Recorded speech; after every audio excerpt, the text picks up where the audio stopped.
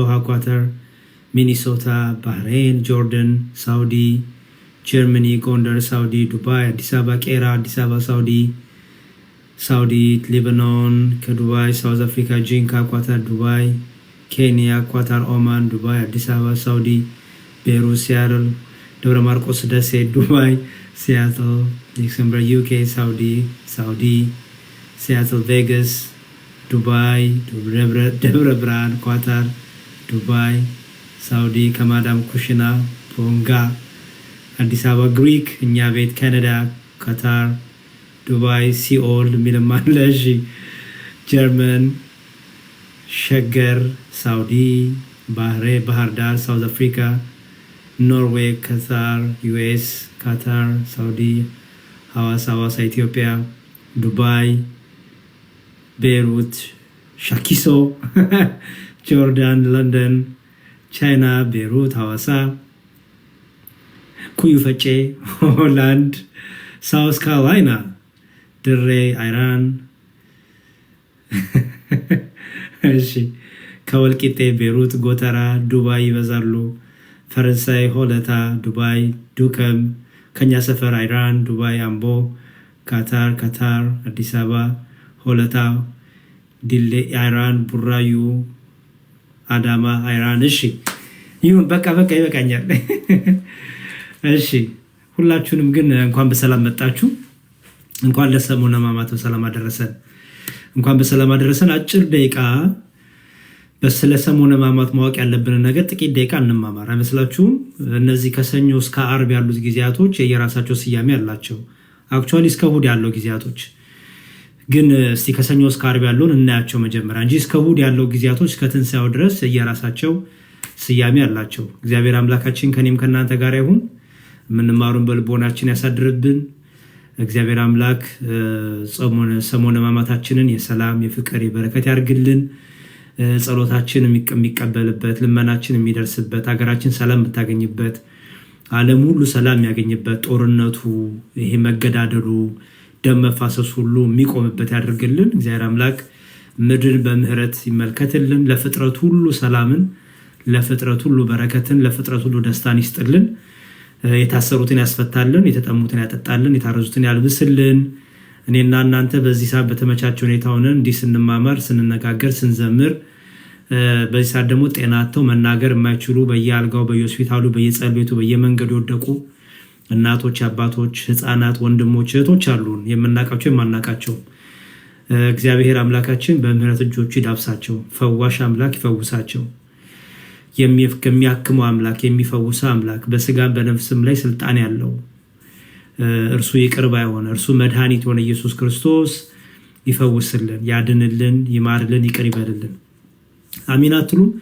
ቤተክርስቲያን ያስተማረችን ይሄ ነው። ቤተክርስቲያን ለሁሉ መጸለይን ያስተማረችን፣ ቤተክርስቲያን ለሁሉ መልካም መሰብን ያስተማረችን፣ ቤተክርስቲያን ለሁሉ ለሚገሉንም፣ ለሚሰድቡንም፣ ለሚያሳድዱንም ለዚህ ሁሉ ነው እንድንጸልይ ያዘዘችንና እኛ ያው በህይወት ስለማንኖረው ነው እንጂ በጣም ፍቅረኞች ቤተክርስቲያን አለች። እና ሰሙነ ሕማማቱን የተባረከ ያድርግልን እግዚአብሔር አምላካችን። ጾማችን ጸሎታችንን በሰላም ፈጽመን ደግሞ ለብርሃነ ትንሣኤው በሰላም ያደርሰን። እናንተ ታብታብ አድርጉ፣ ሼር አድርጉ። እግዚአብሔር ደግሞ የሚናገረን ጥቂት ነገር እንማማራለን ማለት ነው። እሺ ይሄ ሳምንት እንግዲህ ዘወረደ ብለን ጀምረን ከዛ በኋላ ምን ላይ ደረስን? ትናንት ሆሳዕና አልን። እንግዲህ ሰሙነ ሕማማት ይባላል ይሄ ሳምንቱ። ምን ይባላል አልኳችሁ? እስቲ ኮሜንት የጻፋችሁ መስማታችሁን ማቆስ ጽፉልኝ ነው። ምን ይባላል ይሄ ሳምንት? ዘወረደ ብለን ጀምረን አሁን ምን ላይ ደረስን?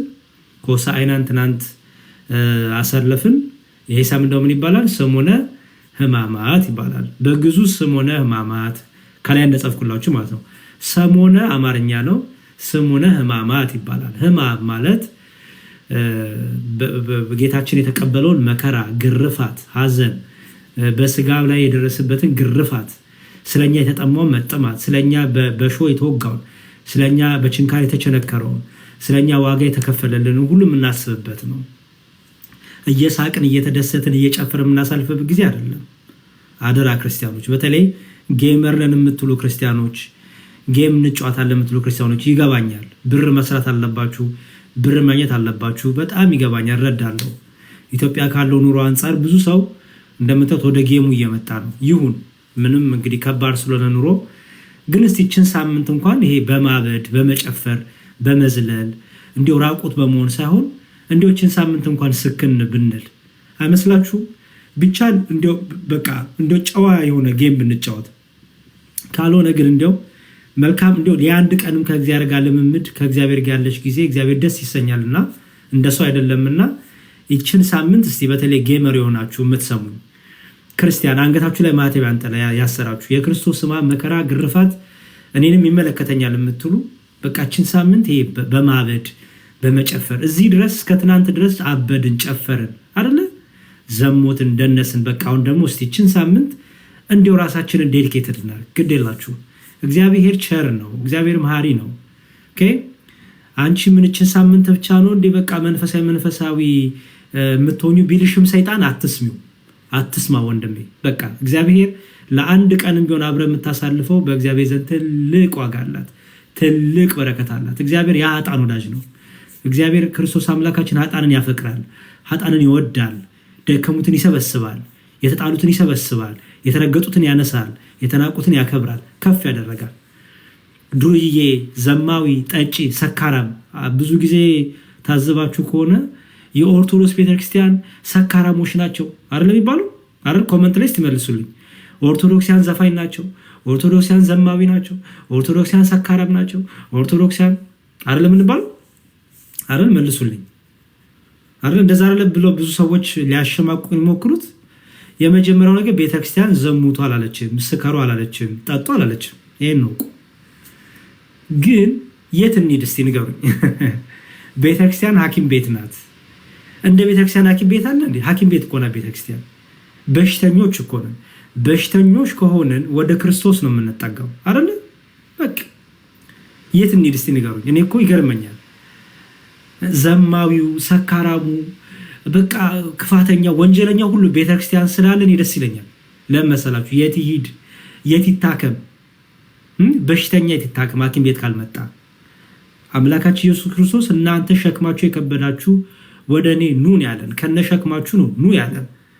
ኦኬ ሸክማችሁን ጥላችሁ ኑ አልተባለም፣ ከነ ሸክማችሁ ኑ ነው። ምክንያቱም የት እንጥላለን? የእኛን ሸክም ማን ይሸከምልናል? እኛ ማን ይታገሰናል? መልሱልኝ ኮመንት ላይ። የሚታገሰን አለ? እንደ እግዚአብሔር የሚታገሰን እንደ ክርስቶስ የሚወደን የሚያፈቅረን አለ? ሰው ይወደናል? አይወደንም። ሰው ቢወደን ዛሬ ያመሰግናል፣ ነገ ይሰድበናል። ሰው ቢወደን ዛሬ ያጨበጭብናል፣ ነገ ቤቱን ከፍቶ ረገጥኩ ይላል፣ እሄድብሃለሁ እሄድብሻለሁ ይላል። ሰው ዛሬ አውቃችኋለሁ፣ ነገ አላቃችሁም ይላችኋል። ሰው ዛሬ ቢያቅፋችሁ የኔ ጌታ የኔ እንቁ ቢላችሁ ነገ ደግሞ ተሸተኛል ይላችኋል። ሰው ነው። ሰው ወረተኛ ነው። ሰው ስልቹ ነው። ሰው ጥሩ እስክትሆኑለት ነው። ክፉ ስትሆኑለት ወይ ክፋት ስትሳይባችሁ ጥሏችሁ ነው የሚሄደው፣ ይረግማችኋል። ኢየሱስ ክርስቶስ ግን ይህን ስለሚያውቅ ምን አለ? ሌላ ቦታ ሸክማችንን የሚሸከምልን፣ ሌላ ቦታ ሸክማችንን የምናራግፍበት የለንም። እኛን የሚሸከመን ማንም የለም። እኔና እናንተን እንደዚህ በበደል በኃጢአት በዝሙት የረከስነውን የሸተትነውን ማንነታችንን የሚሸከመን ማንም የለም ከክርስቶስ ውጭ። ከእግዚአብሔር ውጭ የሚሸከመን ማንም የለም። ሰዎች ሊያላግጡ ሊሳደቡ ይችላሉ። ምስኪንነታቸው ነው፣ ሰነፍነታቸው ነው። ሰይጣን ነው እንደዚህ የሚያደርጋቸው። ዘኑላቸው፣ ራሩላቸው። አያችሁ፣ ሊወደን የሚችል ሊያፈቅረን የሚችል ማለት ነው ኢየሱስ ክርስቶስ አምላካችን፣ መድኃኒታችን፣ ጌታችን፣ ንጉሳችን የሆነማ ኢየሱስ ክርስቶስ፣ የሚምር ሊቀ ካህናችን ኢየሱስ ክርስቶስ፣ መካከለኛችን ኢየሱስ ክርስቶስ፣ ከራሱም ከአባቱም ከመንፈስ ቅዱስ የሚያስታረቀን ኢየሱስ ክርስቶስ፣ ሞገሳችን ኢየሱስ ክርስቶስ፣ ውበታችን ኢየሱስ ክርስቶስ፣ ግርማችን ኢየሱስ ክርስቶስ፣ ውበታችን ኢየሱስ ክርስቶስ፣ ኃይላችን ኢየሱስ ክርስቶስ፣ ሞገሳችን ኢየሱስ ክርስቶስ። ኦኬ መዓዛችን ኢየሱስ ክርስቶስ፣ የቅዱሳኑ መዓዛ ኢየሱስ ክርስቶስ፣ ብንናገር ሞገስ የሆነን ኢየሱስ ክርስቶስ፣ ጆሮአችሁን ሰጥታችሁ የምታዳምጡኝ ኢየሱስ ክርስቶስ ሞገስ ስለሆነ፣ ፍቅር ቢኖረን ብንዋደድ ብንፋቀር ኢየሱስ ክርስቶስ አርያችን፣ የበደለኝን ወንድሜን ይቅር ብለው ኢየሱስ ክርስቶስ ምሳሌ። አምላኬ መድኃኒቴ በመስቀል ላይ እኔና እናንተን ሕማም የተሸከመ በመስቀል ላይ እኔና እናንተን ዋጋ የከፈለ በመስቀል ላይ እኔና እናንተን በምጥ በሁሉ መከራ ዳግም የወለደን ዳግም የፈጠረን አዲስ ሰው ያደረገን ኢየሱስ ክርስቶስ። ከዚህ ወዴት እንሄዳለን? ንገሩኝ እስቲ ወገኖች፣ ወዴት እንሄዳለን? ወዴት እንሄዳለን? ንገሩኝ። ወዴትም እንኳን እንሄድ፣ የት መሄጃለን? መመኪያችን ክርስቶስ፣ ሞገሳችን ክርስቶስ፣ ኃይላችን ክርስቶስ፣ ሰይፋችን ክርስቶስ። እኛ ሽጉጥ የለንም፣ ቦምብ የለንም፣ ጎራዴ የለንም፣ ኢየሱስ ክርስቶስ። ስለዚህ ምን አለ ክርስቶስ? ሸክማችሁ የከበዳችሁ እናንተ ወደ እኔ ኑ አለ። በቃ ማን ይወደናል እንደዚህ? እስቲ ንገሩኝ። ከነ ሸክሜ ከነ ድካሜ ከነ ነውሬ ና የሚለኛለ? የለም የለም። ከኔ ጭምር ከነ ሸክማችሁ ከነ ድካማችሁ ከነ በደላችሁ እኔ ኑ እላችኋለሁ አልላችሁም። የምንወደው ጥሩ የሚያደርግልንን ብቻ ነው። የምንወደው የሚያመሰግነን ብቻ ነው። የምንወደው እንዲሁ በቃ አቦ አቦ የሚለን ከፍ ከፍ የሚያደርገን ብቻ ነው የምንወደው። እንዴ ማን ጠላቶቹን የሚወዳለ? እየቸነከሩት የሚወድ በጣም እኮ የሚገርም ነው ክርስቶስ። እየወጉት የሚወድ እየገረፉት የሚያፈቅር ማን አለ እንደ ክርስቶስ? ማን አለ እንደ አምላካችን? ከዚህ ፍቅር ወዴት እንሄዳለን? ከዚህ መጠለያ ወዴት እንሄዳለን? ከዚህ መሸሸጋ ወዴት ትሄዳላችሁ? ንገሩኝ እስቲ። ማን ነው ትምክህታችሁ? ማን ነው መመኪያችሁ? ዓለም፣ ዘመድ፣ ስልጣን፣ የዓለም ዲግሪ፣ ኮታታ ኮተት፣ ማስተርስ፣ ዶክትሬት፣ ፒኤችዲ ምን ያስመካል? ይሄ ሁሉ ይቀራል። ኢየሱስ ክርስቶስ ግን ምናችን ነው? አምባችን ነው፣ መጠጊያችን ነው፣ የሚወደን ነው፣ የሚያፈቅረን ነው። ለቸነከሩት የራራ እኮ ነው ክርስቶስ። ብንወደውማ አስቡት፣ ለቸነከሩት ለገረፉት የሚራራ በጣም እኮ የሚገርም ነው። እየተገረፈ ይወዳቸው ነበረ። ይህን ታውቃላችሁ? እየቸነከሩት ይወዳቸው ነበረ፣ ያፈቅራቸው ነበረ። የሚያረጉትን አያውቁ ሚል ነበረ ክርስቶስ። 40 ይገርፉትና አንድ ብሎ ይጀምራሉ። 40 ይገርፉትና አንድ ብሎ ይጀምራሉ። 40 ይገርፉትና አንድ ብሎ ይጀምራሉ። ለዚህ ነው እኛ 41 ጊዜ ኪራይ ላይሶን የምንለው። 41 ጊዜ ኪራይ ላይሶን የምንልበት ምክንያት ኪራይ ላይሶን ይቅር በለን፣ ራራለን፣ ማረን፣ አቤቱ ራራለን፣ በመንግስት አስበን የምንለው ይሄን አስበን ነው። 40 ይገርፉትና ድጋሚ አንድ ብሎ ይጀምራሉ። አሁንም 40 ይገርፉትና አንድ ብሎ ይጀምራሉ።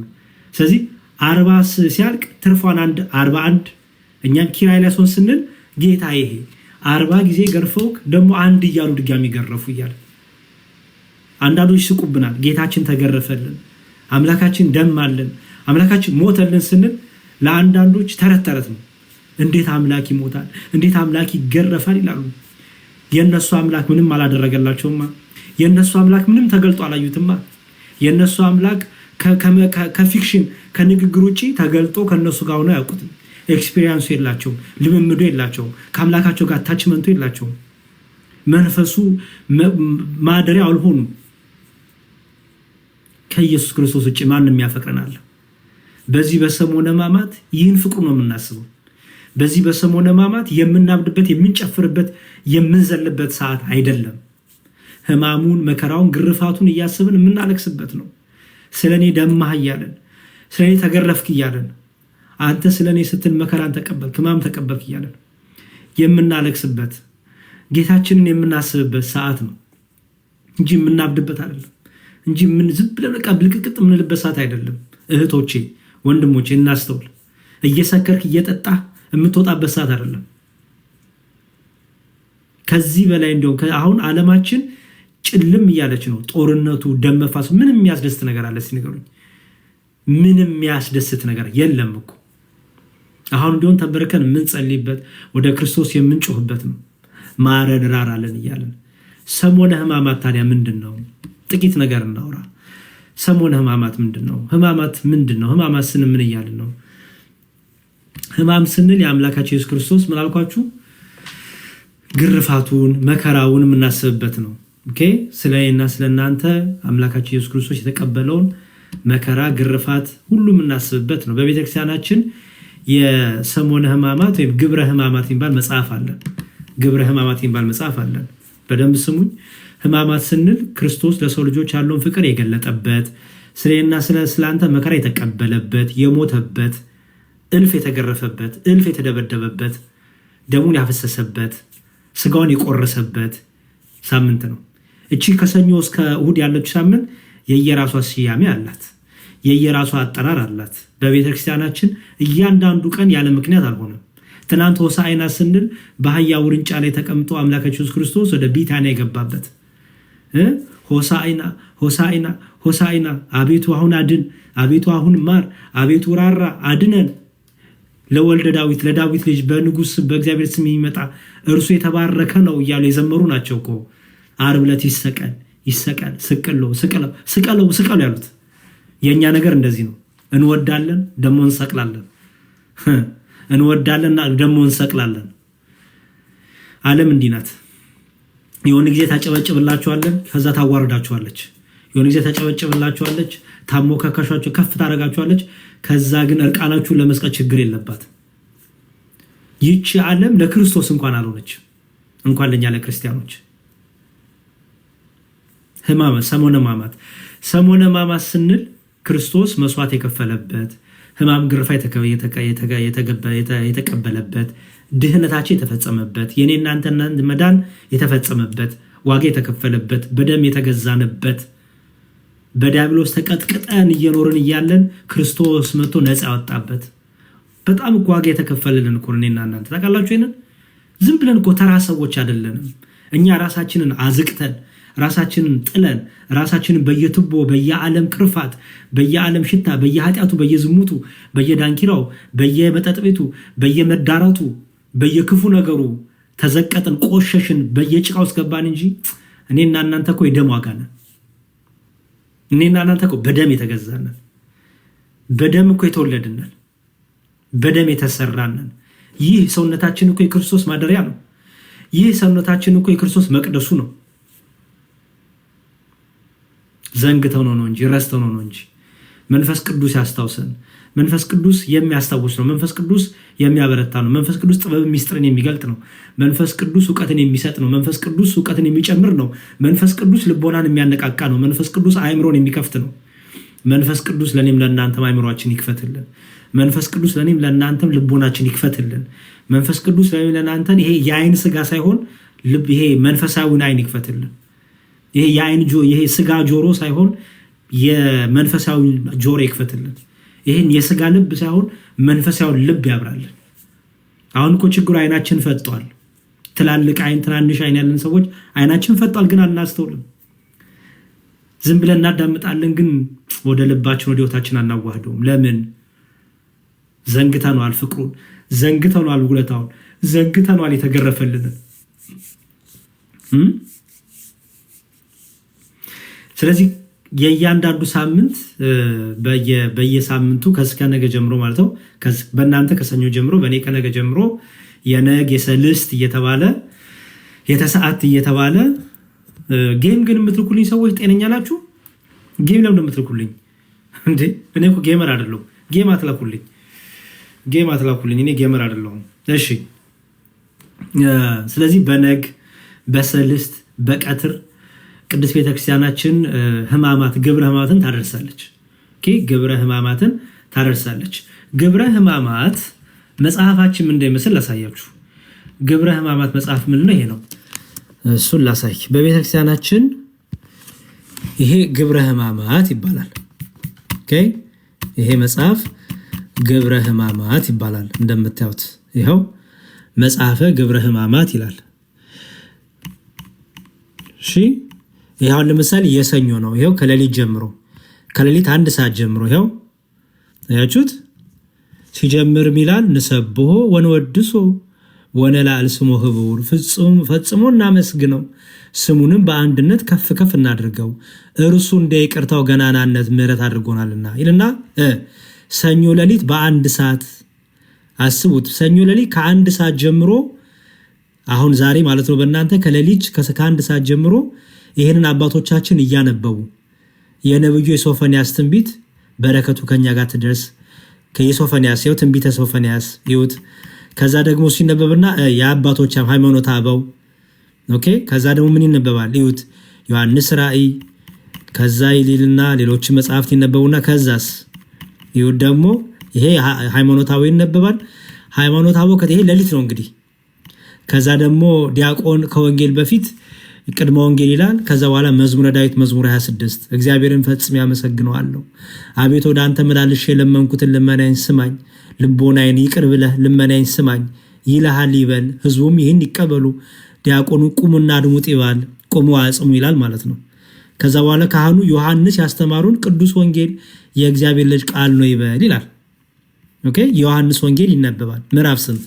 ምዕራፍ 12 ከቁጥር 1 እስከ 36 ከአረማውያን ወገን ከጽር ሰዎች ይሰግዱ ዘንድ ለበዓል የወጡ ነበሩ እያለ ካህኑ ይህን ያነባል። ከሌሊት ጀምሮ ነው እንግዲህ፣ ከሌሊቱ 1 ሰዓት ጀምሮ። ይችን ቤተክርስቲያን ነው ክርስቶስን አታውቅም የሚሏት። እንግዲህ ይችን ቤተክርስቲያን ነው ጣዖት አምላኪናት፣ እንጨት አምላኪናት የሚሉት። እግዚአብሔር ልቦና ይስጣቸው። ከዛ ደግሞ 3 ሰዓት ሆነ እዩት። ሰኞ 3 ሰዓት፣ የ1 ሰዓት፣ የ3 ሰዓት 3 ሰዓት ላይ ደግሞ ካህናቱ በቤተ ክርስቲያን ተሰብስበው 15ቱን የነቢያት መሐሌ እዩት። 15ቱን የነቢያት መሐሌና 5ቱን መሐሌ ሰሎሞን ይድገሙ ይላል። ስንት ሰዓት ላይ? 3 ሰዓት ላይ ያችሁት። 3 ሰዓት ላይ ምን ያነባሉ? 15ቱን የነቢያት መጽሐፍ። ኦኬ ከዛ ደግሞ መሐሌ እና ደግሞ 5ቱን መሐሌ ሰሎሞን ይድገሙ። ይኸው ሁሉም በአንድነት በአንድ አይነት ዜማ 12 ጊዜ ይበሉ። አያችሁ ለከ ኃይል ክብር ወስብሐት ወእዘዝ እስከ ለዓለም። አያችሁት አማኑኤል አምላክ ለከ ኃይል ክብር ወስብሐት። አያችሁት ይሄ እየተባለ ኦ እግዚእ ኢየሱስ ክርስቶስ ለከ ኃይል ክብር የተባለ ይኬዳል ማለት ነው። ምን ማለት ትርጉሙ? ፈጣሪ አማኑኤል ሆይ ኃይል፣ ክብር፣ ጌትነት፣ ገዥነት ለዘላለም ያንተ ነው። ጌታ ኢየሱስ ክርስቶስ ሆይ ኃይል፣ ክብር፣ ጌትነት፣ ገዥነት ላንተ ይገባል። ኃይሌና አምባ መጠጊያዬ እርሱ ጌታዬ ነው፣ ረዳት የሆነልኝና በምስጋና እንዲህ እላለሁ፣ በሰማያት አለ አባታችን ስምህ ይመስገን፣ መንግሥትህ ትምጣ፣ ፈቃድህ በሰማይ እንደሆነ እንዲሁም በምድር ይሁን። ያችሁት ይሄ እንግዲህ ሌሊት 3 ሰዓት ላይ የሚባል ነው። ሰምታችሁ ብዙ ጊዜ አይደለ? አማኑኤል አምላክ ለከ ኃይል ክብር ወስብሐት ወእዘዝ እስከ ለዓለም። ትርጉሙ ይኸው እዚህ ጋር ብዙ ጊዜ ሲባል ሰምታችኋል። ትርጉሙ ግን ይኸው አማኑኤል አምላክ ለከ። አማኑኤል አምላክ ማለት ፈጣሪ አሜን ሆይ ለከ ኃይል ክብር ወስብሐት። ለከ ኃይል ክብር ወስብሐት ማለት ኃይል፣ ክብር፣ ጌትነት፣ ገዥነት ለዘላለም ያንተ ነው። ከዛ ደግሞ ኦ እግዚእ ኢየሱስ ክርስቶስ ለከ ኃይል፣ ጌታ ኢየሱስ ክርስቶስ ሆይ ኃይል፣ ክብር፣ ጌትነት፣ ገዥነት ላንተ ይገባል። አያችሁ እንዲህ እያለን እንቀጥላለን ማለት ነው። ይሄ አሁን እንግዲህ ሌሊት ላይ የሚደርስ ነው። ከዛ የነቢዩ ሶፎንያስ ትንቢት መጽሐፍ 15ቱ የትንቢት መጽሐፍ ይነበባሉ። አያችሁ ከዛ ይሄ 3 ሰዓት ይዩት። 3 ሰዓት ደረሰ አይደል? ከ3 ሰዓት በኋላ ደግሞ ምን መጣ?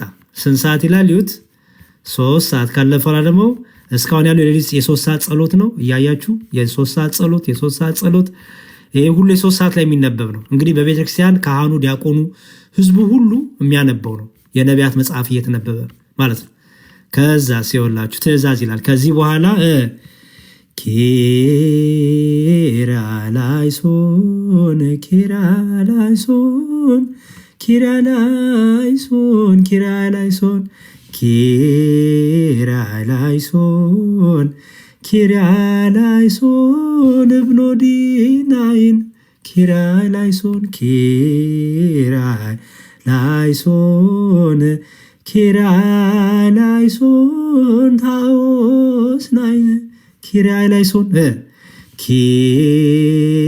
ኪርያላይሶን ኪርያላይሶን ማስያስናይን ማስያስ። እነዚህን ቃላት ያቸው እብኖዲ፣ ማስያስ፣ ኪርያላይሶን ኪርያላይሶን። ከዛስ እብኖዲ ሚልታላችሁ። እብኖዲ ምን ማለት ነው? ኪርያላይሶን ኪርያላይሶን ታኦስ ኪርያላይሶን። እሺ ኪሪያ ሳይሆን ኪሪያ። ብዙ ጊዜ ኪሪዬ እንላለን እኛ። ኪሪያ ነው። ኪርያላይሶን ኪሪያ። አያችሁት? ብዙዎቻችን ኪሪያ ነው እንደምንለው አይደለም እኮ አይደል? አንድ አይደለም ምንለው ምንድነው? ኪሪ ነው ምንለው አይደል? ኪሪያ ላይሶን ነው። ኪሪያ ላይሶን ኦኬ ምን ማለት ነው የሚለው ትርጉሙን እናያለን በኋላ ላይ። ከዛ ደግሞ ያው ኪራይ ላይሶን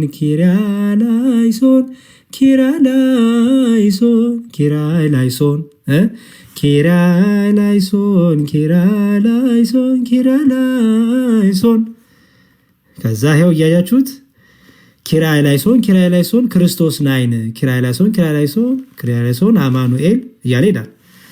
ከዚህ በኋላ ኪራይ ላይሶን 41 ጊዜ ይበል፣ ይኸውም በአንድ ወገን 21 በሌላ ወገን 21 ጊዜ ይበል ይላል። አያችሁት?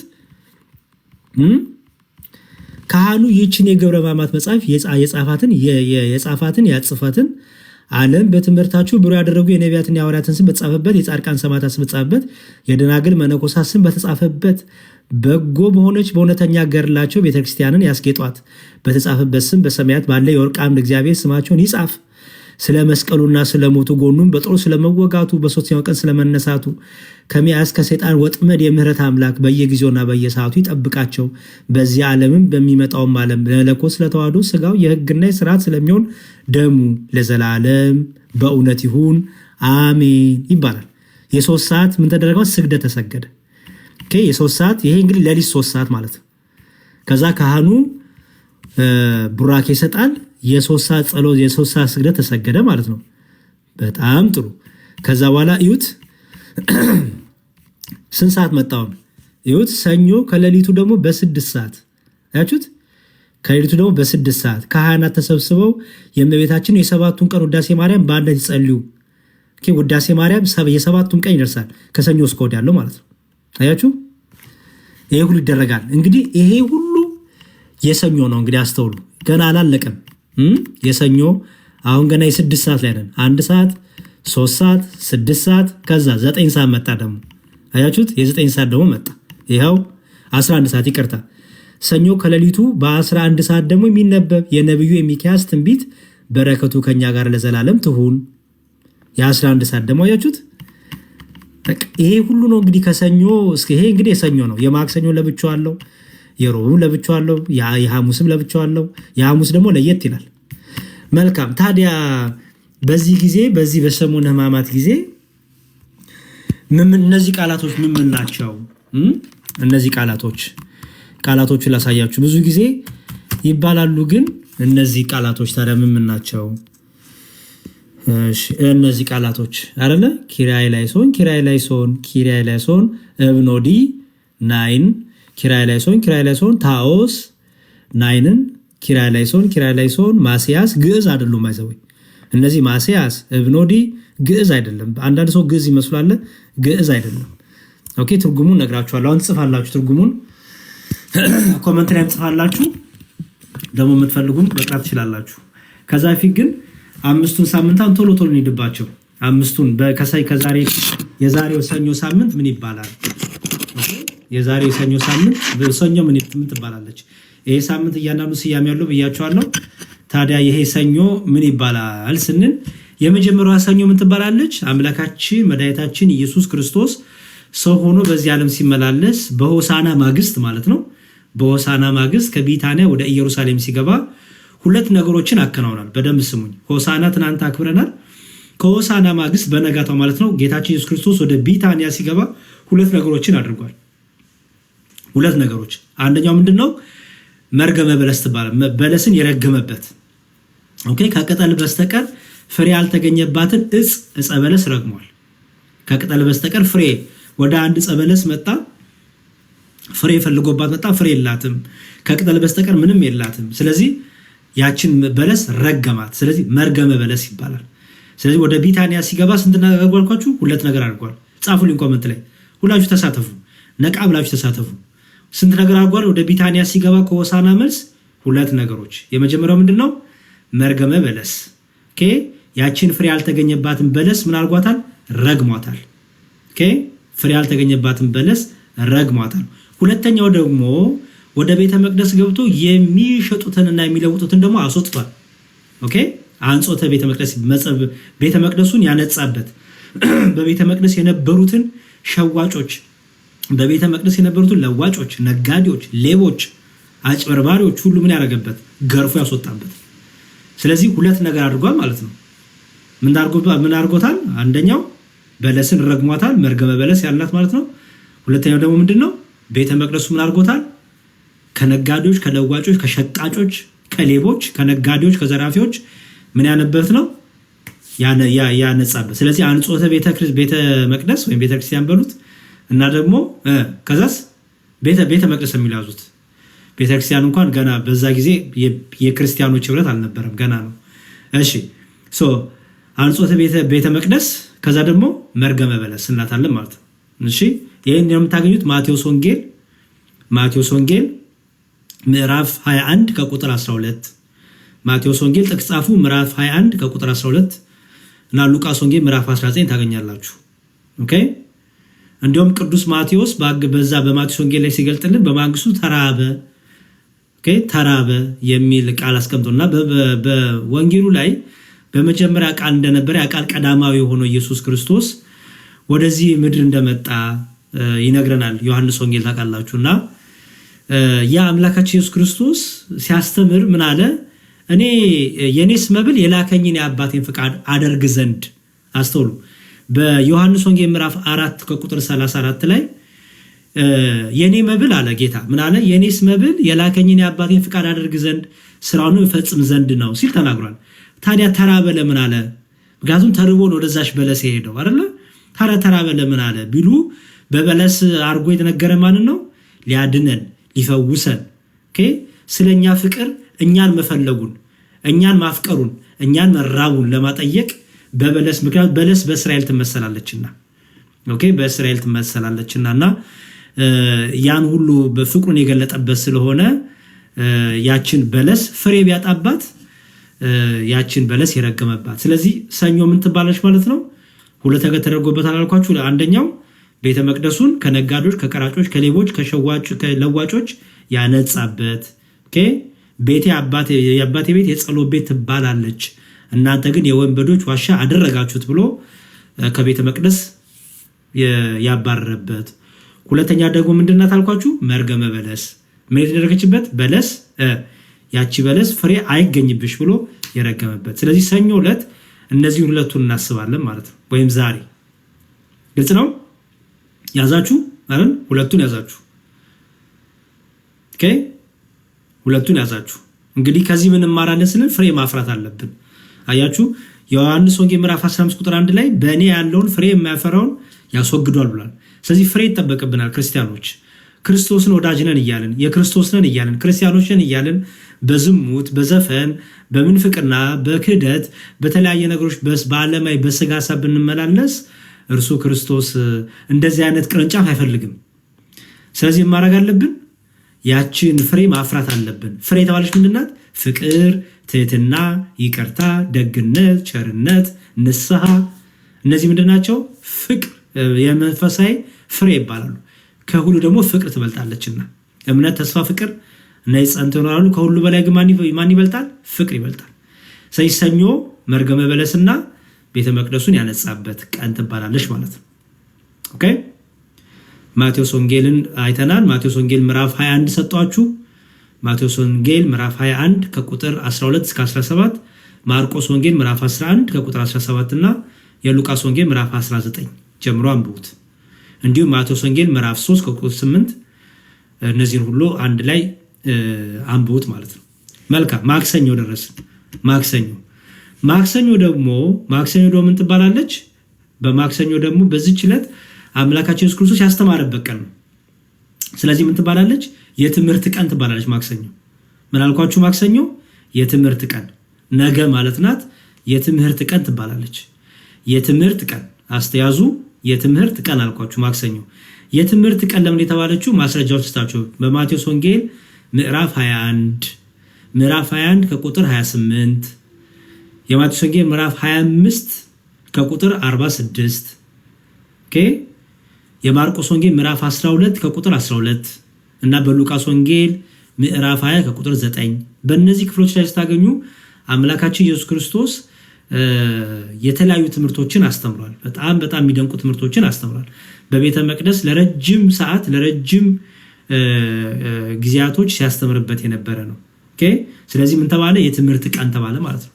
ክርስቲያን የሆነ ሰው ሁሉ በዚህ ሳምንት በዚህ ሰሞን ትምህርት ሃይማኖትን ይማርበታል። ኦኬ የትምህርት ቀን ስለሆነ ነገረ ክርስቶስን የሃይማኖትን ነገር የክርስቶስን ሕማም የክርስቶስን መከራ ኦኬ ስለ ወንጌል ይማራል፣ ስለ ቃል እግዚአብሔር ይማራል፣ ስለ ጾም፣ ስለ ጸሎት፣ ስለ ስግደት፣ ስለ መንፈሳዊ ህይወት፣ ስለ ተስፋ፣ ስለ ፍቅር ይህን ሁሉ ይማራል ማለት ነው።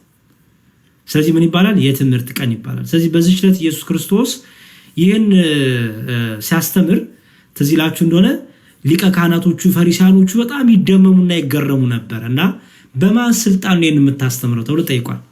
ኦኬ የጥያቄ ቀንም ትባላለች። ወይ ማክሰኞ ዕለት የጥያቄ ቀንም ይሏታል አባቶቻችን። ለምን? ክርስቶስ በምን ስልጣን ይህን ታደርጋለህ፣ በምን ስልጣን እንዲህ ታስተምራለህ፣ በምን ስልጣን እንዲህ ትናገራለህ እያሉ ይጠይቁት ነበረ።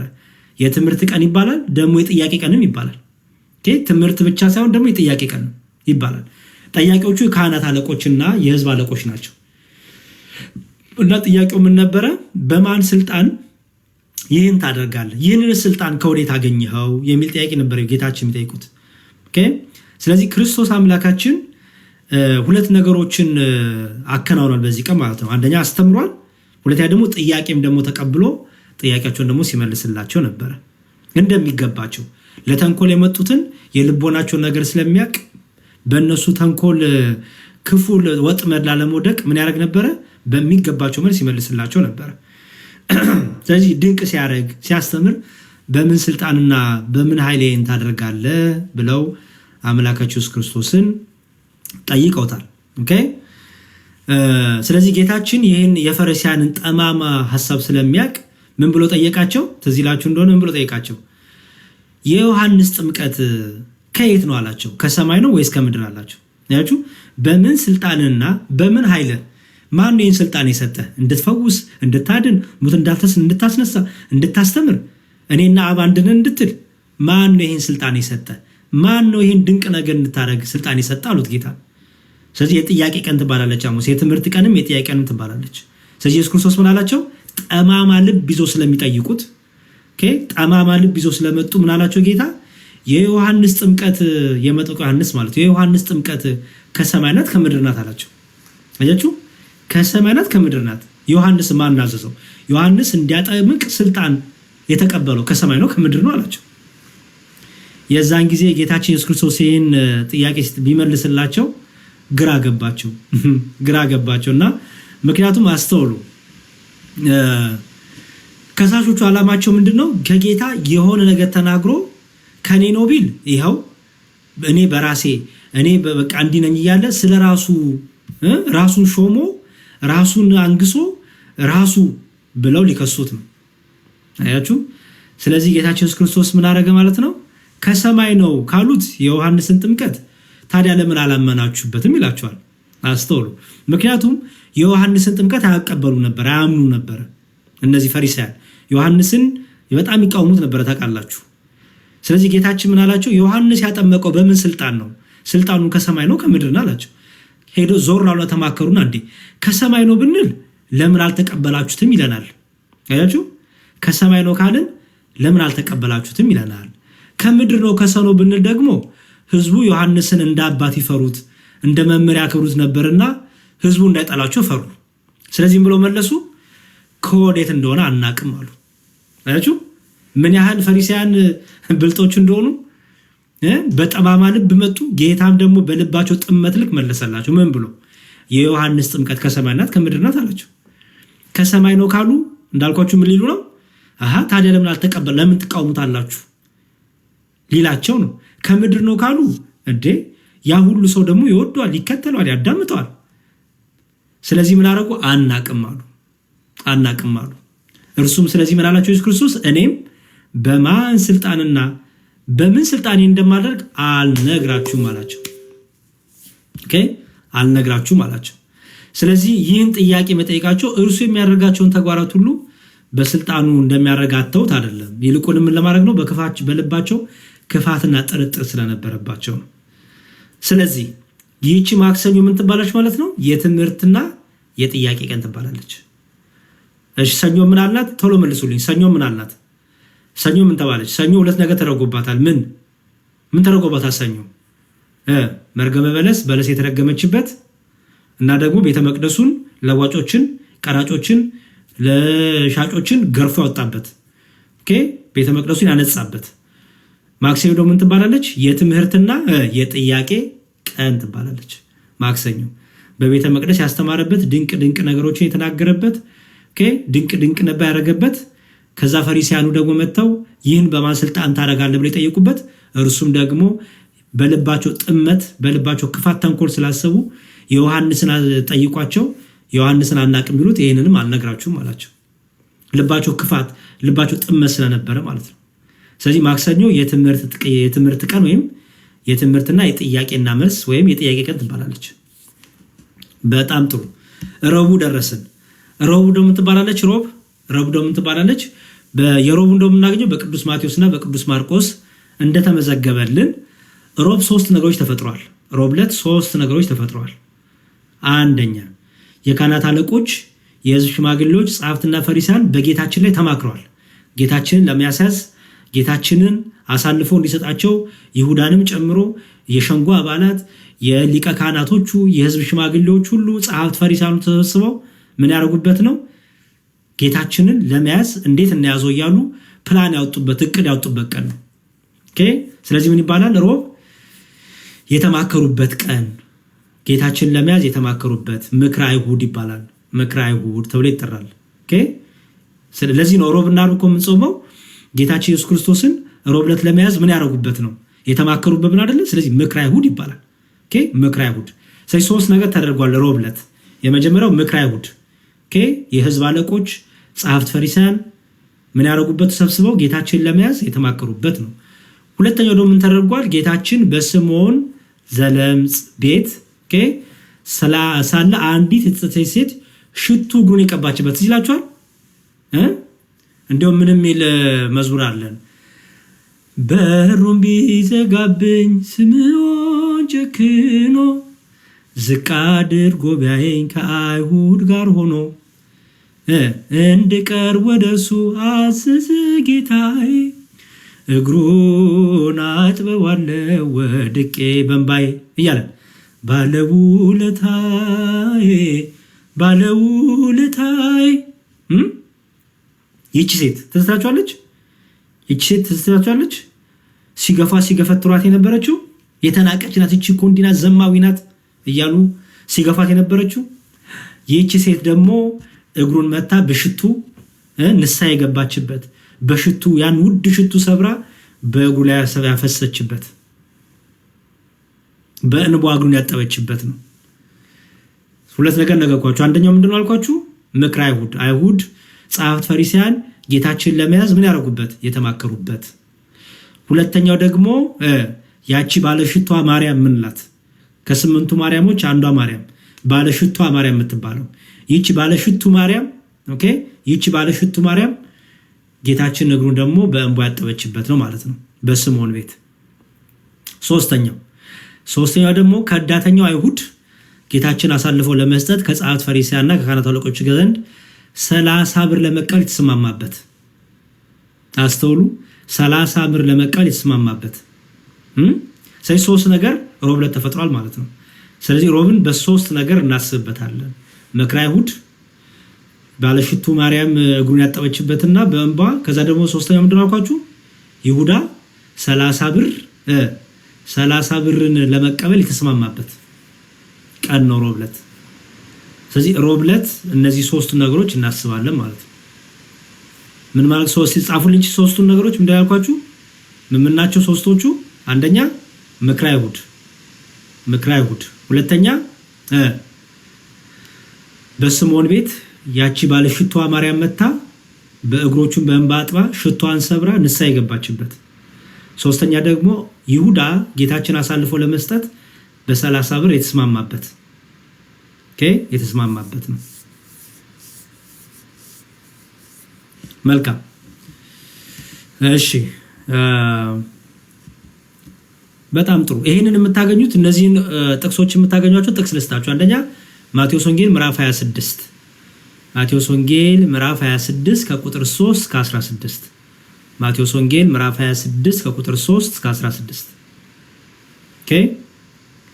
ከዛ ደግሞ ማርቆስ ወንጌል ምዕራፍ 14 ከቁጥር 1 እስከ 11 ማርቆስ ወንጌል ምዕራፍ 14 ከቁጥር 1 እስከ 11 ማቴዎስ ወንጌል ምዕራፍ 26 ከቁጥር 3 እስከ 16 ማርቆስ ወንጌል ምዕራፍ 14 ከቁጥር 1 እስከ 11 ከዛ ደግሞ ሉቃስ ወንጌል ምዕራፍ 22 ሉቃስ ወንጌል ምዕራፍ 22 ከቁጥር 16 ጀምሮ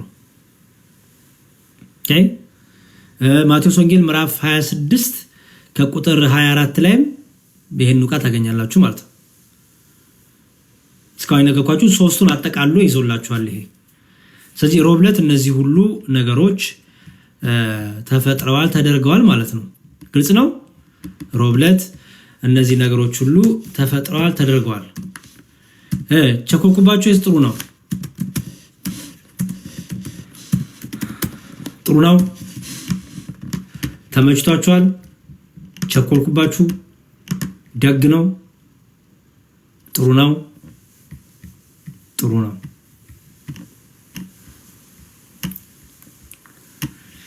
ጥሩ ነው ጥሩ ነው ጥሩ ነው። እሺ ምን ደረሰን አሁን? ሐሙስ ደረሰን አይደለ? ሐሙስ ደረሰን። ሐሙስማ በጣም ድንቅ ነው። ሐሙስ በጣም በጣም በጣም ድንቅ ነው። ሐሙስ በጣም እንደው ሐሙስ የሚስጥር ቀን ትባላለች። ባይዘው ሐሙስ የሚስጥር ቀን ትባላለች። ሐሙስ ዕለት ጸሎተ ሐሙስ ይባላል፣ ሕጽበተ ሐሙስ ይባላል፣ የሚስጥር ቀን ይባላል፣ የሐዲስ ኪዳን ሐሙስ ይባላል፣ የነጻነት ሐሙስ ይባላል። አያችሁ ይሄ ሁሉ ስም አለው ሐሙስ። እስቲ ጻፉልኝ። ምን አልኳችሁ? ሐሙስ ጸሎተ ሐሙስ፣ ሐሙስ ሕጽበተ ሐሙስ ወይም ሕጽበተ እግር ምንላት ናት። ከዛ ደግሞ የሚስጥር ቀን፣ የሚስጥር ቀን፣ የሐዲስ ኪዳን ሐሙስ እና ደግሞ የነጻነት ሐሙስ ትባላለች። ሐሙስ ዕለት እንግዲህ አምላካችን ኢየሱስ ክርስቶስ ምን ያደረገበት ነው? የሐዋርያቱን እግር ያጠበበት አይደለ? ማበሻም ማነሳ ይላል የዮሐንስ ወንጌል ስታነቡት። ማበሻም ማነሳ አይደለ? የሐዋርያቱን እግር ያጥብ ጀመረ ይላል። ላንብብላችሁ ወንጌሉን። የዮሐንስ ወንጌል እንዲህ ይላል። የዮሐንስ ወንጌል እሺ ምዕራፍ 13 የዮሐንስ ወንጌል ምዕራፍ 13 ከቁጥር 1 ጀምሮ እስከ ምን ታነቡታላችሁ? እንደው ሙሉን ብታነቡት ደስታዬ ነው። ሙሉን አንብቡት እሺ። የዮሐንስ ወንጌል ምዕራፍ 13 ግን እኔ ከቁጥር 4 ላንብብላችሁ። ምን ይላል? ከቁጥር 4 ጀምሮ ላንብበው እኔ። ኢየሱስም ከራት ተነሳ፣ ልብሱንም አኖረ፣ ማበሻም ጨርቅ ወስዶ ታጠቀ። በኋላም በመታጠቢያው ውሃ ጨርቅ ጨመረ፣ የደቀ መዛሙርቱንም እግር ሲያጥብና በታጠቀበትም ማበሻ ጨርቅ ሲያብስ ጀመረ። ወደ ስምዖን ጴጥሮስም መጣ። እርሱም ጌታዬ ሆይ አንተ የኔን እግር ታጥባለህን? አለው። ኢየሱስም መልሶ እኔ የማደርገውን አንተ አሁን አታውቅም፣ በኋላ ግን ታስተውላለህ አለው። ጴጥሮስም የኔን እግር ለዘላለም አታጥብም አለው። ኢየሱስም ካላጠብኩ ከኔ ጋር እድል የለህም ብሎ መለሰለት። ስምዖን ጴጥሮስም ጌታዬ ሆይ እጄንና ራሴን ደግሞ እንጂ እግሬን ብቻ አይደለም አለው። ኢየሱስም የታጠበ እግሩን ከመታጠብ በቀር ሌላ አያስፈልገውም፣ ሁለንተናው ግን ንጹህ ነው። እናንተም ንጹሐን ናችሁ፣ ነገር ግን ሁላችሁ አይደላችሁም። አሳልፎ የሚሰጠውን ያውቅ ነበርና ስለዚህ ሁላችሁ ንጹሐን አይደላችሁም አለው። እግራቸውንም አጥቦ ልብሱንም አስቶ ዳግመኛ ተቀመጠ። እንዲህም አላቸው፣ ያደረኩላችሁን አሁን ታስተውላላችሁን? እናንተ መምህርና ጌታ ትሉኛላችሁ። አዎ እንዲሁ ነኝ። እንግዲህ እኔ ጌታና መምህር ስሆን እግራችሁን ካጠብኩኝ፣ እናንተ ደግሞ እርስ በእርሳችሁ እግራችሁን ትተጣጠቡ ዘንድ ይገባችኋል። እኔ ለእናንተ እንዳደረግኩ እናንተ ደግሞ ታደርጉ ዘንድ ምሳሌ ሰጣችሁ። አይገርምም? ስለ ቃሉ የተመሰገነ ይሁን። አምላካችን ስሙ የተመሰገነ ይሁን። ዮሐንስ ወንጌል ምዕራፍ 13 ከቁጥር 4 እስከ 15 ያለውን ነው ያነበብኩላችሁ። ስለዚህ ይቺ ሐሙስ ዕለት ምን ትባላለች ማለት ነው? ጸሎተ ሐሙስ ትባላለች። የትህትና ቀንም ትባላለች። ባይዘወይ አምላካችን መምህር እና ጌታ ሲሆን በትህትና እግርን ዝቅ ብሎ ያጠበበት በጣም የሚደንቀኝ ነገር ይሁዳ አሳልፎ እንደሚሰጠው እያወቀ ጌታችን እግሩን ያጥበው ነበር። ይሁዳ አሳልፎ በ30 ብር አሳልፎ እንደሚሰጠው እያወቀ ጌታችን እግሩን ያጥበው ነበር። የፍቅር አምላክ፣ ትሁት የሆነ አምላክ፣ ነውር የሌለበት አምላክ፣ ቸር የሆነ አምላክ እስቲ አስተውሉ ክርስቲያኖች።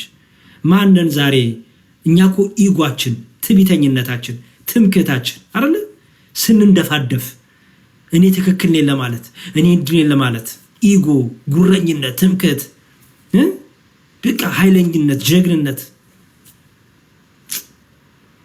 ማን ነው ዝቅ ብሎ እግር የሚያጥብ? እኔ ይሆን እናንተ ናችሁ? ዝቅ ብላችሁ ለዛውም እኮ የሚገድሏችሁን የሚሸጧችሁን የሚያርዷችሁን እኮ ዝቅ ብሎ እግር ለዛውም እያወቀ ህሊናችሁ እናረገ ይሆን? እኛማ ተበቃይ ነን። እኔና እናንተማ ተበቃይ ነን። እኔና እናንተማ ጭራሽ አውቀን ደግሞ እሱ ክርስቶስ ትሁት ስለሆነ መምህርና ጌታ ስትሉኝ እኔ ዝቅ ብዬ ምን አረኩኝ? እግራችሁን አጠብኩኝ አለ። ዛሬ ማናችንን እግር የምናጥብ? ዛሬ ማናችን የወንድሞቻችንን እግር በትትና ዝቅ ብለን የምናጥብ? ወንድም ያንተ ትክክል ነህ የምንል ማንን? ወንድም ያንተ ትበልጣለህ ከኔ፣ ወንድም ያንተ ከኔ ትሻላለህ የምንል ማንን? እኔ ካልዘመርኩ፣ እኔ ካልቀደስኩ፣ እኔ ካላገለገልኩ አይደለም የምንለው? ወንድሜ እርሱ ያስተምረን፣ ወንድሜ እሱ ይዘምር፣ አባቴ እሱ ያስተምር፣ እሱ ያስተምሩ፣ እኔ ልማር አንልም እኮ። ከኔ ጭምር ካልዘመርን፣ ካልተናገርን፣ ካላውራን ብለን እኮ የምንጋጋጥ ነን። ትዕቢተኞች ነን። ትህትና የለንም። ከኔ ወንድሜ ይበልጣል አንልም። ትምክተኞች ነን። ስንጣላ ስንጋጭ እንኳን እርሱ ይቅርታ ካልጠየቀኝ ይቅርታ አንጠይቅም እኮ የምትሉ ናችሁ። ባልና ሚስት ሆኖ እኮ እርሱ ደውሎ ይቅርታ ካልጠየቀኝ እርሱ ካልደወለ እኔ ያልደውልለት የምንል እኮ ነን እኛ። የኛማ ትዕቢት፣ የኛማ ትምክት፣ የኛማ ኢጎ በስማ እንደኛ እኮ ብጥ ያለ የለም። እርሱ ኢየሱስ ክርስቶስ ግን ምን ሆነ? አምላክና ጌታ መምህር ሲሆን ዝቅ ብሎ የሐዋርያትን እግር አጠበ። ክርስቲያኖች ትህትና ከሌለን ዕውቀት ብቻ ድምፅ ብቻ ምንም የትም አያደርሰንም። ትህትና ከሌለን ዝቅ ማለቱ ከሌለን ወንድሜ ይሻላል ከኔ ካላለን የበደልናቸውንም አይደለም የበደሉንም እግራቸውን ማጠብ ካልቻለን ዝቅ ማለት ካልቻለን ምኑን ይጠቅመናል? ምኑን አተረፍ ነው? ምኑን መንፈሳዊ ትርፍ አገኛል? ምኑን ክርስቶሳውያን ተባለን? ስለዚህ ሐሙስ ዕለት የሚስጥር ቀን ትባላለች።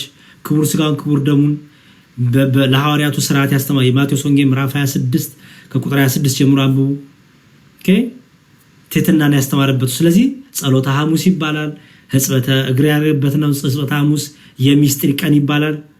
የሐዲስ ኪዳን ሐሙስ ይባላል። ምክንያቱም በደሙ የተመሰረተው ይህ ስለ አዲስ ኪዳን የሚፈሰው ደሜ ነው፣ ይህ ስለ አዲስ ኪዳን የሚቆረሰው ስጋዬ ነው ብሎ ህብስቱንና ጽዋውን ህብስቱን ስጋዬ ብሎ ጽዋውን ደግሞ ደሜ ብሎ የሰጠበት ነው። ማቴዎስ ወንጌል ምዕራፍ 26 ቁጥር 26። አንድም ደግሞ ትባላለች የነጻነት ሐሙስ ትባላለች። የነጻነት ሐሙስ ትባላለች። አርብ ደረስ። አርብ ለደው ምን ትባላለች? ስቅለተ አርብ ትባላለች። የስቅለት ቀናት እንግዲህ አርብ ዕለት ወይም ጉድ ፍራይዴ ይሉታል በእንግሊዘኛ። እንግዲህ አርብ ዕለት በጣም ብዙ ነገር ይደረጋል። በጣም እሱን እንግዲህ ቀስ ብለን ወደፊት እናያለን። ቅዳሜን ትባላለች። ቅዳም ስዑር ትባላለች። ለምለም ቅዳሜ ትባላለች። ቅዱስ ቅዳሜ ትባላለች። ሶስት ስም አላት ቅዳሜ። ለምለም ቅዳሜ፣ ቅዳም ስዑር እና ደግሞ ቅዱስ ቅዳሜ ትባላለች። ቅዳሜ ወይም ስዑር የተሻረችው እንደማለት ናት። እውነት ነው። የተሻረችው ቅዳም ስዑር፣ ለምለም ቅዳሜና ቅዱስ ቅዳሜ ትባላለች ማለት ነው። ከዛ እሁድ ትንሣኤ ይሆናል ማለት ነው። ትንሣኤ በጣም ጥሩ። ስለዚህ እነዚህን አምስቱን ቀን ያዛችሁ አይደለ? ቶሎ እንጨርስ። በቃ ብዙ አልቆይም ብዬ ነበር፣ ብዙ ቆየው። አምስቱን ያዛችሁ፣ እስከ እሁድ ድረስ ያለውን ያዛችሁ። ሰባቱን ባጭሩ እንደውም ሰባቱን ያዛችሁ። ስለዚህ ሰኞ፣ ማክሰኞ፣ ሮብ፣ ሐሙስ፣ አርብ እያንዳንዳቸው ስያሜ ያላቸው እስከ እሁድ ድረስ። ይሄን እንዳትረሱ። ግልጽ ነው።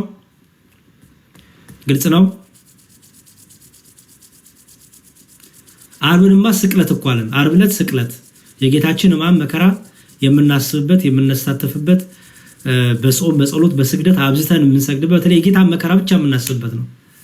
የጌታን ሕማም መከራ የምናስብበት ነው ዓርብ ዕለት። ጊዜው ሲደርስ ደግሞ ከዓርብ ቅዳሜ ወዲያ ያለውን ደግሞ እናወራለን፣ ችግር የለውም። መልካም አሁን ቶሎ ብዬ አንዳንድ ነገር ልንገራችሁ። እንግዲህ እስቲ አሁን ቶሎ አንዳንድ ነገሮችን ቶሎ እንናገርና ልጨርስ። ኦኬ እሺ። የጌታችን 13ቱ ሕማማተ መስቀል የሚባሉት እነማን ናቸው? የጌታችን 13ቱ ሕማማተ መስቀል የጌታችን 13ቱ ሕማማተ መስቀል ወይም ደግሞ በመስቀል ላይ የተቀበራቸው መከራዎች አሉ አይደለ? እነዛ ሕማሞች ምን ይባላሉ? 13 ናቸው። 13ቱ ሕማማተ መስቀል ይባላሉ። አንደኛ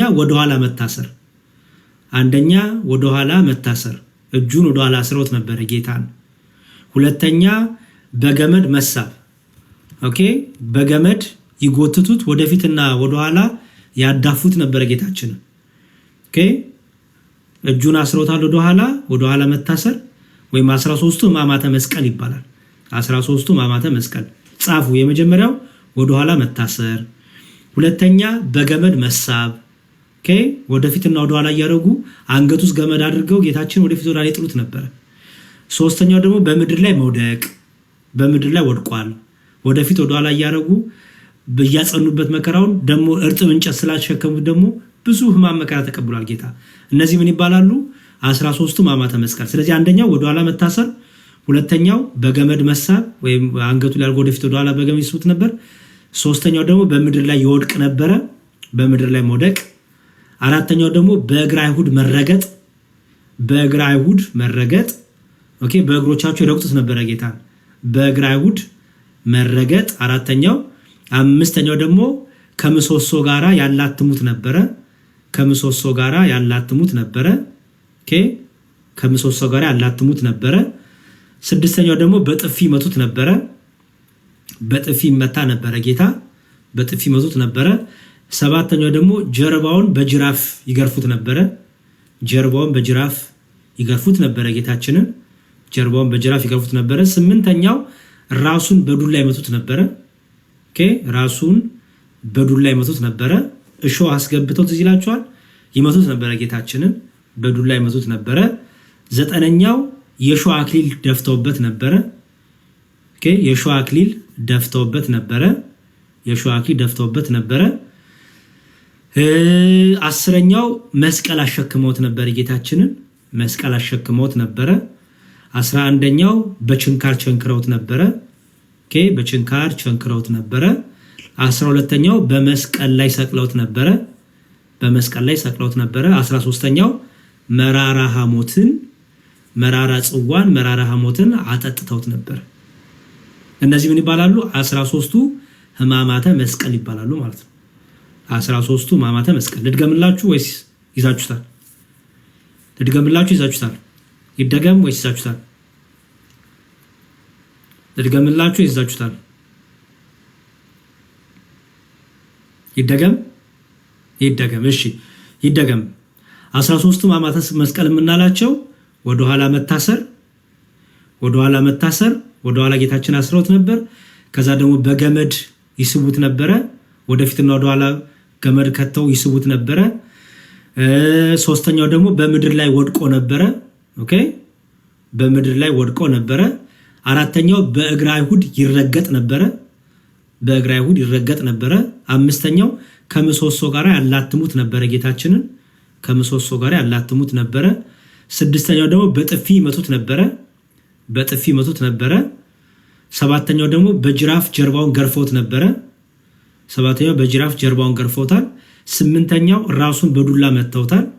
የአይሁድ ንጉሥ እያሉ እሾህ አድርገው ጭንቅላቱን ይመቱት ነበረ በዱላ። ይሄ ደግሞ ስምንተኛው ነው። ዘጠነኛው የሾህ አክሊል ደፍቶ ነበረ።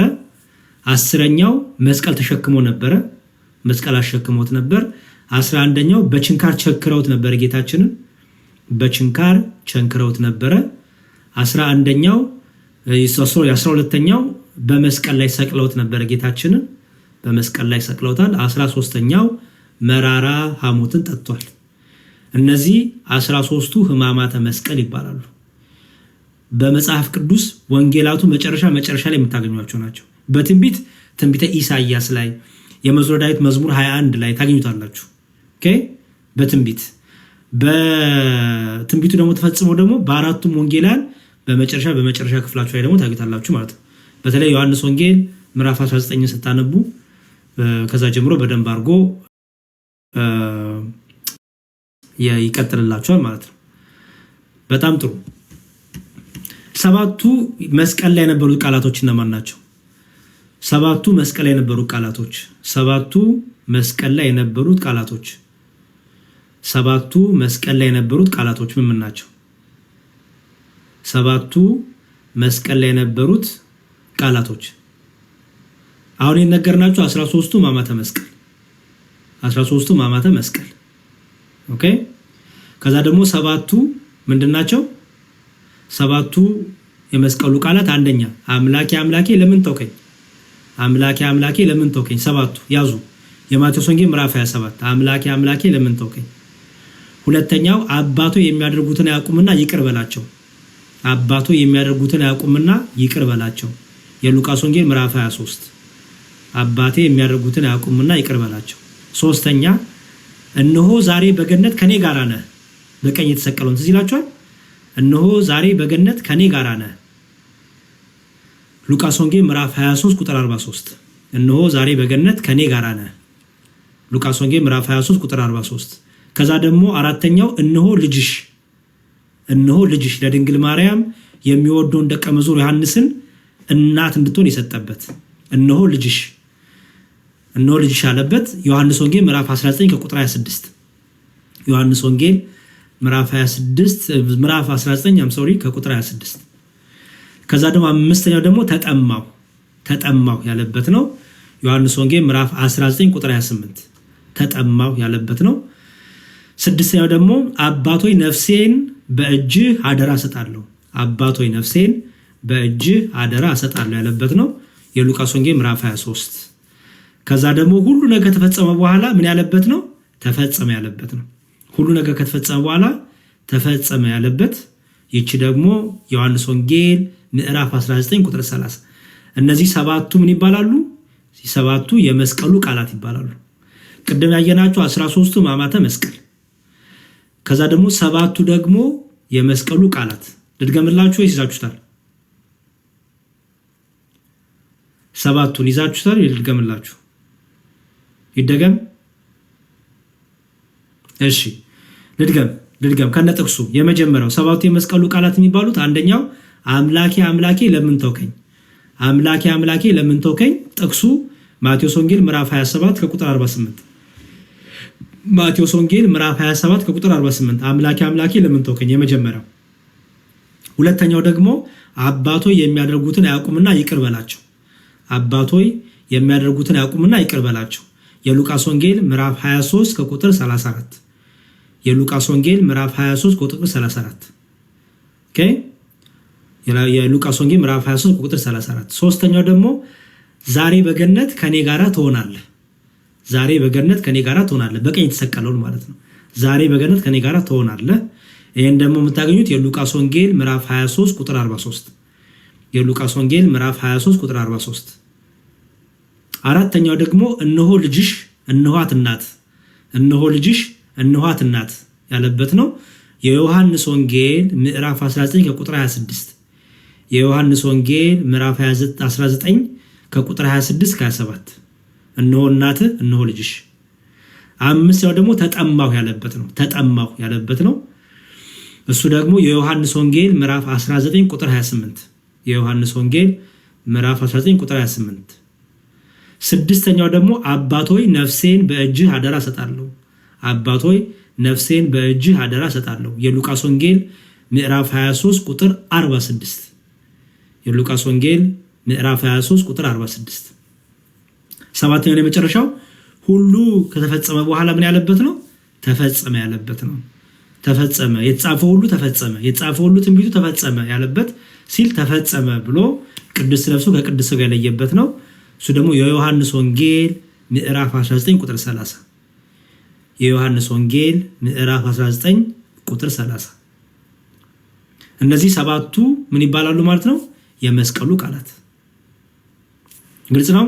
በስቶባችኋል? ላቁም እዚህ ጋር ወይስ ልቀጥል? ግልጽ ነው? ልቀጥል ወይስ ላቁም? ይበቃናል? በስቶባችኋል? በስቶባችኋል? ይቀጥል። ግልጽ ነው? ቀጥል። እሺ፣ ስለዚህ ምን አየን? 13ቱን የሕማማቱን አየን። ከዛ ደግሞ 13ቱ ሕማማተ መስቀል አየን። ቀጥሎ ደግሞ ምን አየን? ሰባቱ የመስቀሉ ቃላት አየን። ሰባቱ ተአምራት ደግሞ በመስቀል ላይ ጌታችን ሲሰቀል የተደረጉ 7 ተአምራት ነበሩ። 7 ተአምራት። ኦኬ፣ በመስቀል ላይ አምላካችን ኢየሱስ ክርስቶስ ሲሰቀል 7 ተአምራት ተደርገዋል። አሁን 7ቱን የመስቀሉን ቃላት አየን። 13ቱን ሕማማተ መስቀል አየን። አሁን ደግሞ 7ቱን ተአምራት ደግሞ እንዴ። ኦኬ፣ ዝግጁ ናችሁ? ዝግጁ ነን በሉኝ።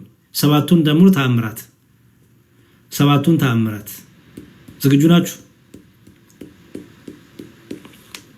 በጣም ጥሩ። 7ቱ ተአምራት፣ አንደኛ ፀሐይ ጨልሟል። ኦኬ፣ ፀሐይ ጨልማለች። ሁለተኛ ጨረቃ ደም ለብሳለች። ፀሐይ ጨልማለች፣ ጨረቃ ደም ለብሳለች። ከዋክብት ረግፈዋል። ከዛ ደግሞ አለቶች ተሰንጥቀዋል። ከዛ ደግሞ መቃብራት ሁሉ ተከፍተዋል። የመጨረሻው ደግሞ የቤተ መቅደስ መጋረጃ ለ2 ተሰንጥቋል ወይም ተቀዷል።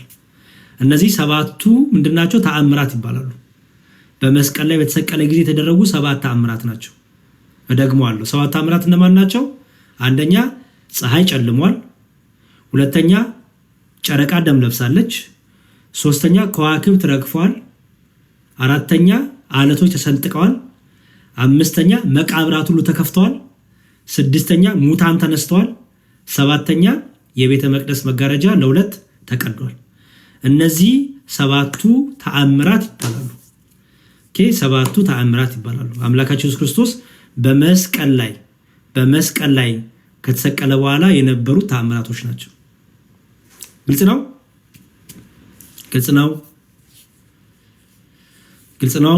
ይደገምላችሁ? ይስ ግልጽ ነው?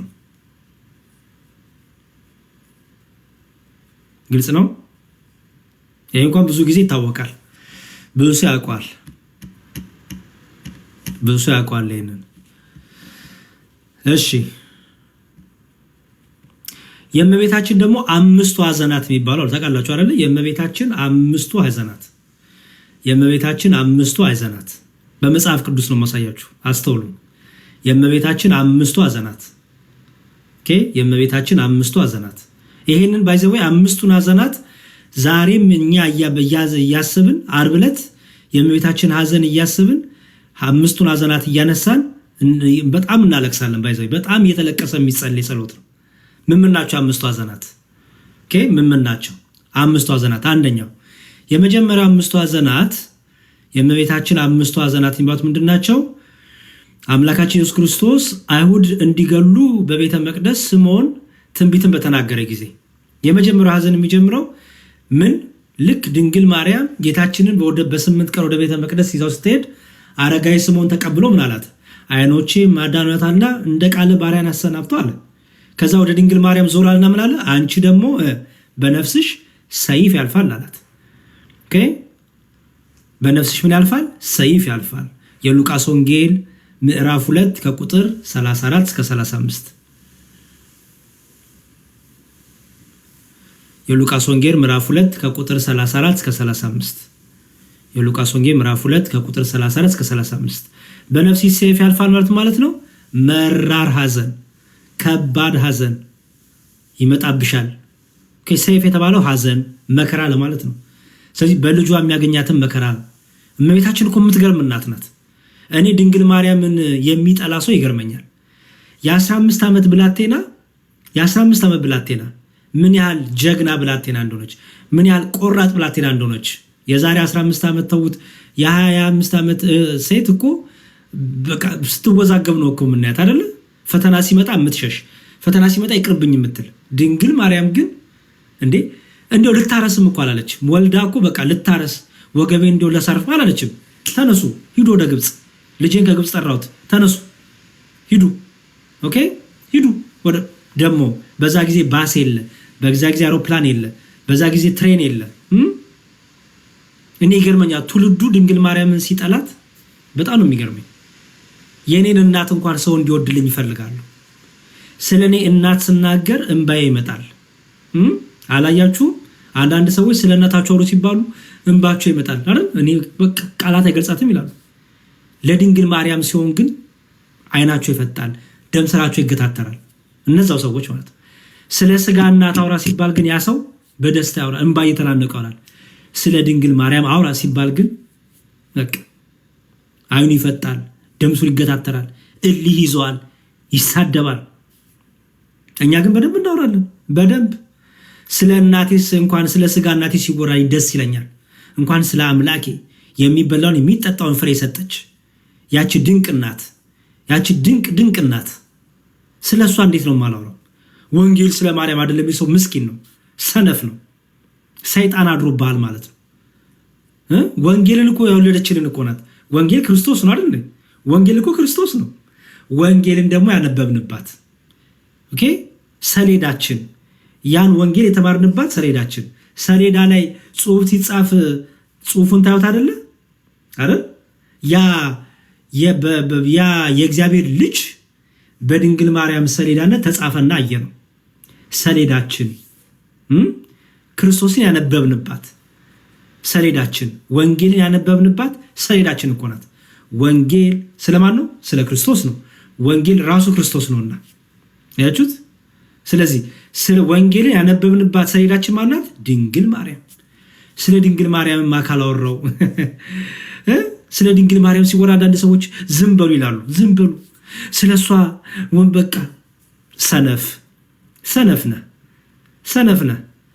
ርኩስ መንፈስ ካላደረብህ በስተቀር፣ ርኩስ መንፈስ ካልያዘህ በስተቀር ስለ ድንግል ማርያም ሲወራ አትበሳጭ። ሰነፍ ነሽ። ስለ ድንግል ማርያም ሲወራ ውስጥ የሚረብሽ ሰው ካለ ሰነፍ ነህ። ርኩስ መንፈስ ይዟል ማለት ነው። ከዚህ ስንፍና አውጣ። ምክንያቱም መንፈስ ቅዱስ ያደረባቸው ሰዎች ስለ ድንግል ማርያም ሲመሰክሩ አይተናላ። ከመንፈስ ቅዱስ የሆኑ ሰዎች ስለ ድንግል ማርያም ሲናገሩ አይተናላ። ከመንፈስ ቅዱስ የሆኑ ሰዎች መንፈስ ቅዱስ ገልጦላቸው ኤልሳቤጥ መንፈስ ቅዱስ አፏን አስከፈተና ምን አደረገ? ድንግል ማርያምን የጌታዬ እናት ወደ እኔ ትመጣ ዘንድ እንዴት ይሆንልኛል? እንዴ የጌታ እናት እንደሆነች ማን ነገራት? ለኤልሳቤጥ ማንም እኮ አልነገራት። ገብርኤል መጥቶ በይ ኤልሳቤጥ እንዲያው ማርያም እኮ ይኸው የጌታ አላላትም። መንፈስ ቅዱስ ግን ሞላባትና መንፈስ ቅዱስ ገለጠላትና ምን አናገራት? የጌታዬ እናት ወደ እኔ ትመጣ ዘንድ እንዴት ይሆንልኛል አለች። በእድሜ እኮ አሮጊት ናት እኮ ኤልሳቤጥ። ድንግል ማርያም እኮ 15 ዓመት ብላቴና ናት። ኤልሳቤጥ እኮ አሮጊት ናት። የሞለጇ ጊዜ ያለፈ መውለድ የማትችል እድሜ ያለፈ አሮጊት እኮ ናት። የ15ቷን ዓመት ብላቴና ግን የጌታዬ እናት አለቻት። ቀጥሎስ ወደ እኔ ትመጪ ዘንድ እንዴት ይሆንልኛል? ድንግል ሆይ ወደ እኔ ትመጪ ዘንድ እንዴት ይሆናል?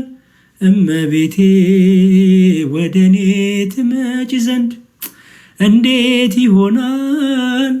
ደካማ ነኝ እኔ ምግባሪ ይጎለኛል። ድንግል ማርያም የኔ እናት በጣም እኮ የምትገርም እናት ናት። ስለ እሷ ስናገር ደስታዬ ማርያምን በጣም መወዳት እናት ናት። በጣም ነው የማፈቅራት ድንግል ማርያምን በጣም ነው የምወዳት። እንዴት ልንገራችሁ? እንዴ ድንግል ማርያምን የሚጠላ ካጋንንት ነው። ስለ ድንግል ማርያም ሲነገር ዝም በል የሚል ከሰይጣን ነው። ስለ ድንግል ማርያም ሲነገር የሚከፋው አይ በቃ ይጠር ይቁም የሚል ካጋንንት ነው። ምንጩ ካጋንንት ነው። ልብ ካጋንንት ነው። በልብ አጋንንት ሞልቶ ነው በአንደበት የምታወጣው። ድንግል ማርያምን የሚጠላት አጋንንት ብቻ ነው። እደግመዋለሁ፣ ድንግል ማርያምን የሚጠላት አጋንንት ነው፣ ሰይጣን ነው፣ ክፋት ነው የሚጠላት። ድንግል ማርያም ምን የሚጠላ ነገር አላት? የሚገርም እኮ ነው። ስለነ ኪም ካርዳሽያን እያላችሁ እኮ መከራታ ያላችሁ እህቶች፣ እኔ እኮ በጣም የሚገርም ትውልድ ነው። ኪም ካርዳሽያንን የሚከታተል እነ ቢዮንሴ እነ ኪም ካርዳሽያን እነገሌ እያለ መከራውን የሚያይ ሰው ድንግል ማርያም ሲባል ይከፋዋል። ሰነፍ ነሽ፣ ሰነፍ ነው የሚገፋ ካለ የአብይ ሚስት የጠቅላይ ሚኒስትራችን አብይ ሚስት አብይን ስላገባች ቀዳማዊት እመቤት ትባላለች። የሚገርም እኮ ነው። ቀዳማዊት እመቤት ተባለች። የሚበላውን የሚጠጣውን አምላኬን ጌታዬን መድኃኒቴን የወለደችልኝ ድንግል ማርያም ግን እመቤቴ ለማለት ሰው ይከብደዋል። እመቤቴ ብሎ ለመናገር ይከፈዋል። እመቤቴ ሲል ጥቅስ አምጣ ይላቸዋል። እመቤቴ እኔ እመቤቴ አልልም ማርያም ነው ብሎ ይላቸዋል። ሰነፍ ነሽ። ክፉ የሆነ የአጋንንት መንፈስ ይዞሃል። ክፉ የሆነ የሴጣን ጥልቅ ውስጥ ጨለማ ውስጥ ገብታል ማለት ነው።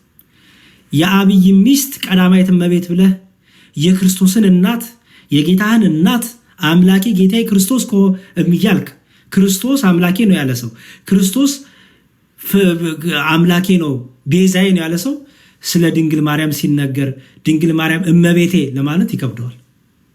እኛስ ግን ኦርቶዶክስ የምንላታለን ድንግል ማርያምን እመቤታችን፣ እመቤቴ፣ የኔ እናት፣ እመብርሃን፣ ወላዲታ አምላክ፣ ወላዲተ ቃል ድንግል ማርያም እመቤታችን፣ ስጦታችን፣ እናታችን፣ የሚበላውን የሚጠጣውን ያየነባት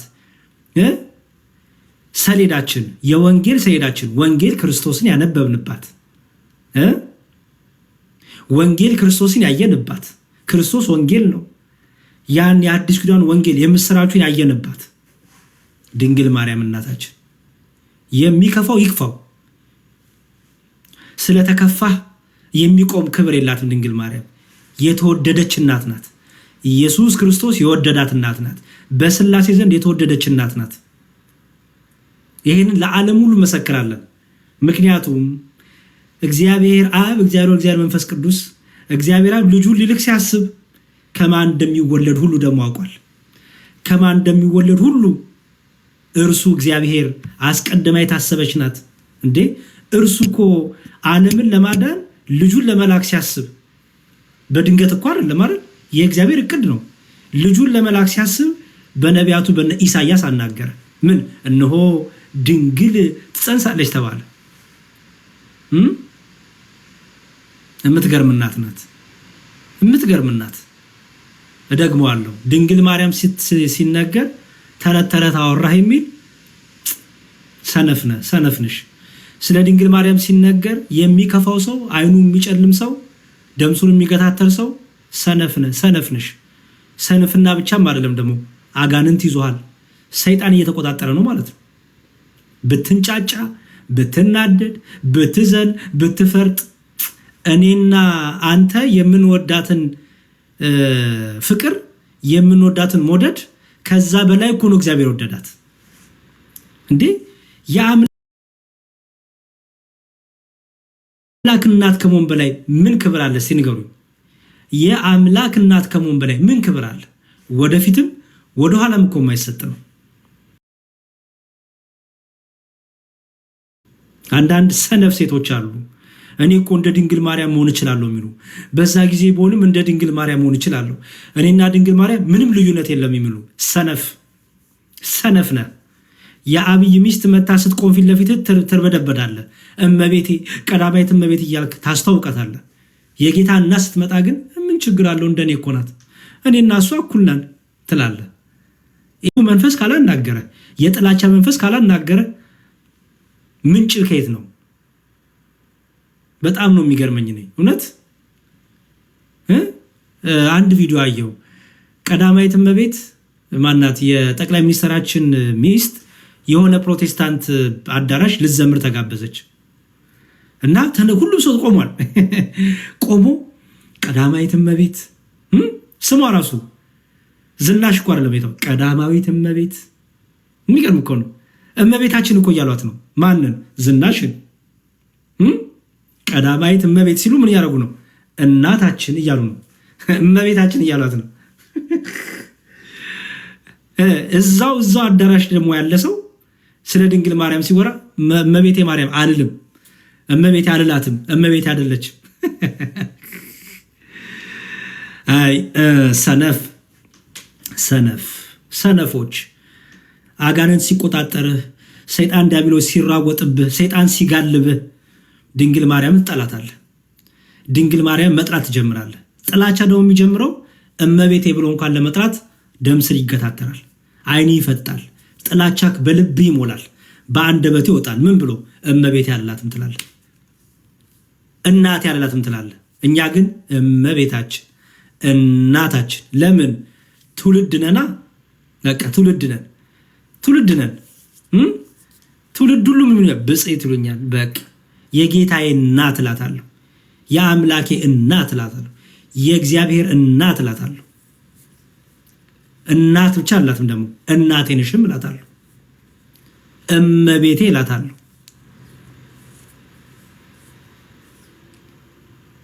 ፍቅሩ አይደርብን፣ በረከቱ አይደርብን፣ ጣዕሙ አይደርብን። እነገሌ ስለጠሏት እነገሌ ምናምን ስላሉ እነገሌ ምናምን የሚቀየር ክብሯ እኮ የከበረ ነው። እንግዲህ አትቀሟት። የአምላክ እናት ከመሆን በላይ ምን ክብር አለ? አንዳንዴማ ቅናትም ይመስለኛል። እኔ ያሩ ነው። እግዚአብሔር ይርዳችሁ። የምትቀዱኝ ሰዎች እንዳላችሁ ስለማቅ ነው ፊት ለፊታችሁ የምነግራችሁ። ፍጥጥ ብዬ ማነው በፍጥጥ ብዬ የሚለው? ፍጥጥ ብዬ ስለ ድንግል ማርያምማ ፍጥጥ ብለን እንመሰክራለን። በደንብ እንመሰክራለን። ፍጥጥ ብለን እንመሰክራለን። በደንብ የሚጮሁ ይጮሃል፣ የሚናደዱ ይናደዳል፣ የሚበሳጨው ይበሳጫል፣ አይኑ የሚቀላል አይኑ ይቀላል። ምን እናረግ? ምን አንረዳህም ወንድሜ። ቆፍጠን በል። ቻዩ ምንም አረዳችሁም። እየወጫችሁ ወይ እየጮችሁ ይወጣላችኋል፣ ወይ ደግሞ እየተበሳጫችሁ ታርፋላችሁ፣ ወይ በጭስ መልክ ይወጣል። እኔ አላቅም። ምን ልርዳ? ስለ ድንግል ማርያም ሲነገር ዝም በል ካልከኝ አንተ ካጋንንት ነህ። ስለ ድንግል ማርያም ሲነገር ዝም በሉ አታውሩ ካልክ አንተ ከሰይጣን ነህ። መንፈስ ልብ ከሰይጣን ነው። እንዳልኩት መንፈስ ቅዱስ በሰዎች ላይ ሲያድር ስለ ድንግል ማርያም ክብር አስመስክሯል። ስለ ድንግል ማርያም ንጽህና፣ ቅድስና አስተምሯል። መንፈስ ቅዱስ ያለ ከመንፈስ ቅዱስ ካልሆናችሁ በስተቀር ስለ ድንግል ማርያም ማንም ሰው መልካም ነገር አያወራም። መንፈስ ቅዱስ የረዳው ብቻ ነው ስለ ድንግል ማርያም መልካም ነገር የሚያወራው። አይሸሸግ እውነቱ ማርያም ቅድስት ናት፣ ማርያም ብጽዕት ናት። ከእግዚአብሔር ካልተላከ አይችልም ሊያወድሳት። ከእግዚአብሔር ካልተላክ ድንግል ስለ ድንግል ማርያም አታወራም። እንደዛ ነው የሚገባኝ እኔ። መረረህም፣ ደስ አለህም፣ ከፋህም፣ ዘለልክም፣ አበድክም፣ አለቀስክም፣ አይን ፈጠጠም፣ አይንን ጨፈርክም ከእግዚአብሔር ካልሆንክ በስተቀር ስለ ድንግል ማርያም ንጽህና፣ ቅድስና፣ እናትነት፣ እመቤትነት አትመሰክርም። አለቅ። ለምን ቢባል መንፈስ ቅዱስ ያበጃጃት ድንቅ እናት ናት። መንፈስ ቅዱስ ያጸናት፣ የቀደሳት፣ የባረካት ድንቅ እናት ነች። መንፈስ ቅዱስ ቢቀድስ ቢባርክ በዝማሬ ጸጋ፣ በስብከት ጸጋ መንፈስ ቅዱስ ልዩ ልዩ አይደለ? ስጦታው ልዩ ልዩ ነው። ለድንግል ማርያም ግን የሆነው ግን የጸጋ ሁሉ ባለቤት የሆነ እርሱ ጸጋ ሰጪ ሆነው የጸጋ ምንጭ ሆኖ ኢየሱስ ክርስቶስ ከስጋዋ ስጋ ከነፍሷ ነፍስ ተዋህዶ እናቴ ይላታል። እሷም ልጄ ትለዋለች። ድንግል ማርያም እኮ አምላኳን ልጄም ትለዋለች፣ አምላኬም ትለዋለች። አይገርም? እስቲ ከኔና ከናንተ መሃል በተለይ ድንግል ማርያምን የሚሰድብ የሚጠላው ትውልድ ልጄ ብሎ ክርስቶስን ይጠራል? እስቲ ንገሩኝ። ልጄ ብሎ የሚጠራል? የለም። ድንግል ማርያምን ብትሰድብ ብታዋርድ ክብሯ ግን ከፍ ያለ ነው። ክብሯን የሰጣት ደግሞ ሥላሴ አብ ወልድ መንፈስ ቅዱስ። አምላኳን አምላኬ ብቻ አይደለም ልጄም ትለዋለች። ልጄ የማለት ስልጣን ያላት ማናት? ድንግል ማርያም ብቻ። አምላክን እኛ አምላካችን አባታችን እንላለን። ድንግል ማርያም ግን አምላኬም ትለዋለች፣ ልጄም ትለዋለች፣ አባቴም ትለዋለች። በቃ ይሄ ስጦታዋ ነው። ይሄ ስጦታዋ ነው። ይሄ ጸጋዋ ነው። ይሄ እናትነቷ ነው። ይሄ ከእግዚአብሔር የተሰጣት ለማንም የማይሰጥ ልዩ ክብሯ ነው። ይሄን ክብር ሲነገር የምትበሳጭ የምትናደድ የምትንዘፈዘፍ ካለ ምን ልርዳህ? ምንም አልረዳህም። ቀስ እያለ ይለቅሃል። ኦኬ፣ ቀስ እያለ ይለቅሃል። ምክንያቱም መንዘፍዘፍም ቢሆን ቀስ እያለ ይለቅሃል። አይን መፍጠጥም መበሰቅ ቀስ እያለ ይለቅሃል። ይሄን ካልተናገርን ምን እንናገር እንዴ? እንዴት አንናገርም? ይሄንን በደንብ እንናገራለን። ይሄንን በደንብ ምክንያቱም ስለ ድንግል ማርያም ስንናገር እነገሌ ይከፋቸዋል አይደለም። ነገኳችሁ ከእግዚአብሔር ካልሆነ በስተቀር የሚከፋው ሰው ከሴጣን ነው። ከሴጣን ማህበር የሆነ ከዲያብሎስ ማህበር የሆነ ከጥልቁ መንፈስ ማህበር የሆነ ከአውሬው ማህበር የሆነ አዎ ስለ ድንግል ማርያም ሲነገር ይከፋዋል። በቃ ይጨንቀዋል። ኧረ በቃ ኧረ ዝም በሉ ረዘመ ይላል። ምን ታረጋዋል? ምን ታረጋለሽ? ምንጭክ እኮ ነው የተበላሸው። ምንጭክ ተበላሽቷል። ምንጭሽ ተበላሽቷል። እኛ ግን ምንጫችን ከመንፈስ ቅዱስ ነው። እኛ ግን ምንጫችን የቀዳው ነው ከመንፈስ ቅዱስ ነው። ስለዚህም ብለን ጠራታለን እመቤታችን፣ እናታችን፣ ድንግል ማርያም የአምላክ እናት ቲዮቶኮስ፣ የቃል እናት፣ የእግዚአብሔር እናት፣ የአምላክ ማደሪያ እናታችን እመቤታችን ብለን ጠራታለን። እንወዳታለን፣ እናፈቅራታለን፣ ከፍ ከፍም እናረጋታለን። ከፍ ከፍም እናረጋታለን። ከሁሉ ፍጥረት የበለጠች ናት። በምን? በክብር። እስቲ ከድንግል ማርያም ክብር ጋር እኔ እስተካከላለሁ የሚለኝ አለ? ለነገሩ ምን ደፋሮች አሉ። እንዳልኳችሁ ነው። ሰይጣን ጥላቻ ስላለው ድንግል ማርያም ላይ ጥላቸውን በምን የሚገልጸው? እኩል ነኝ በማለት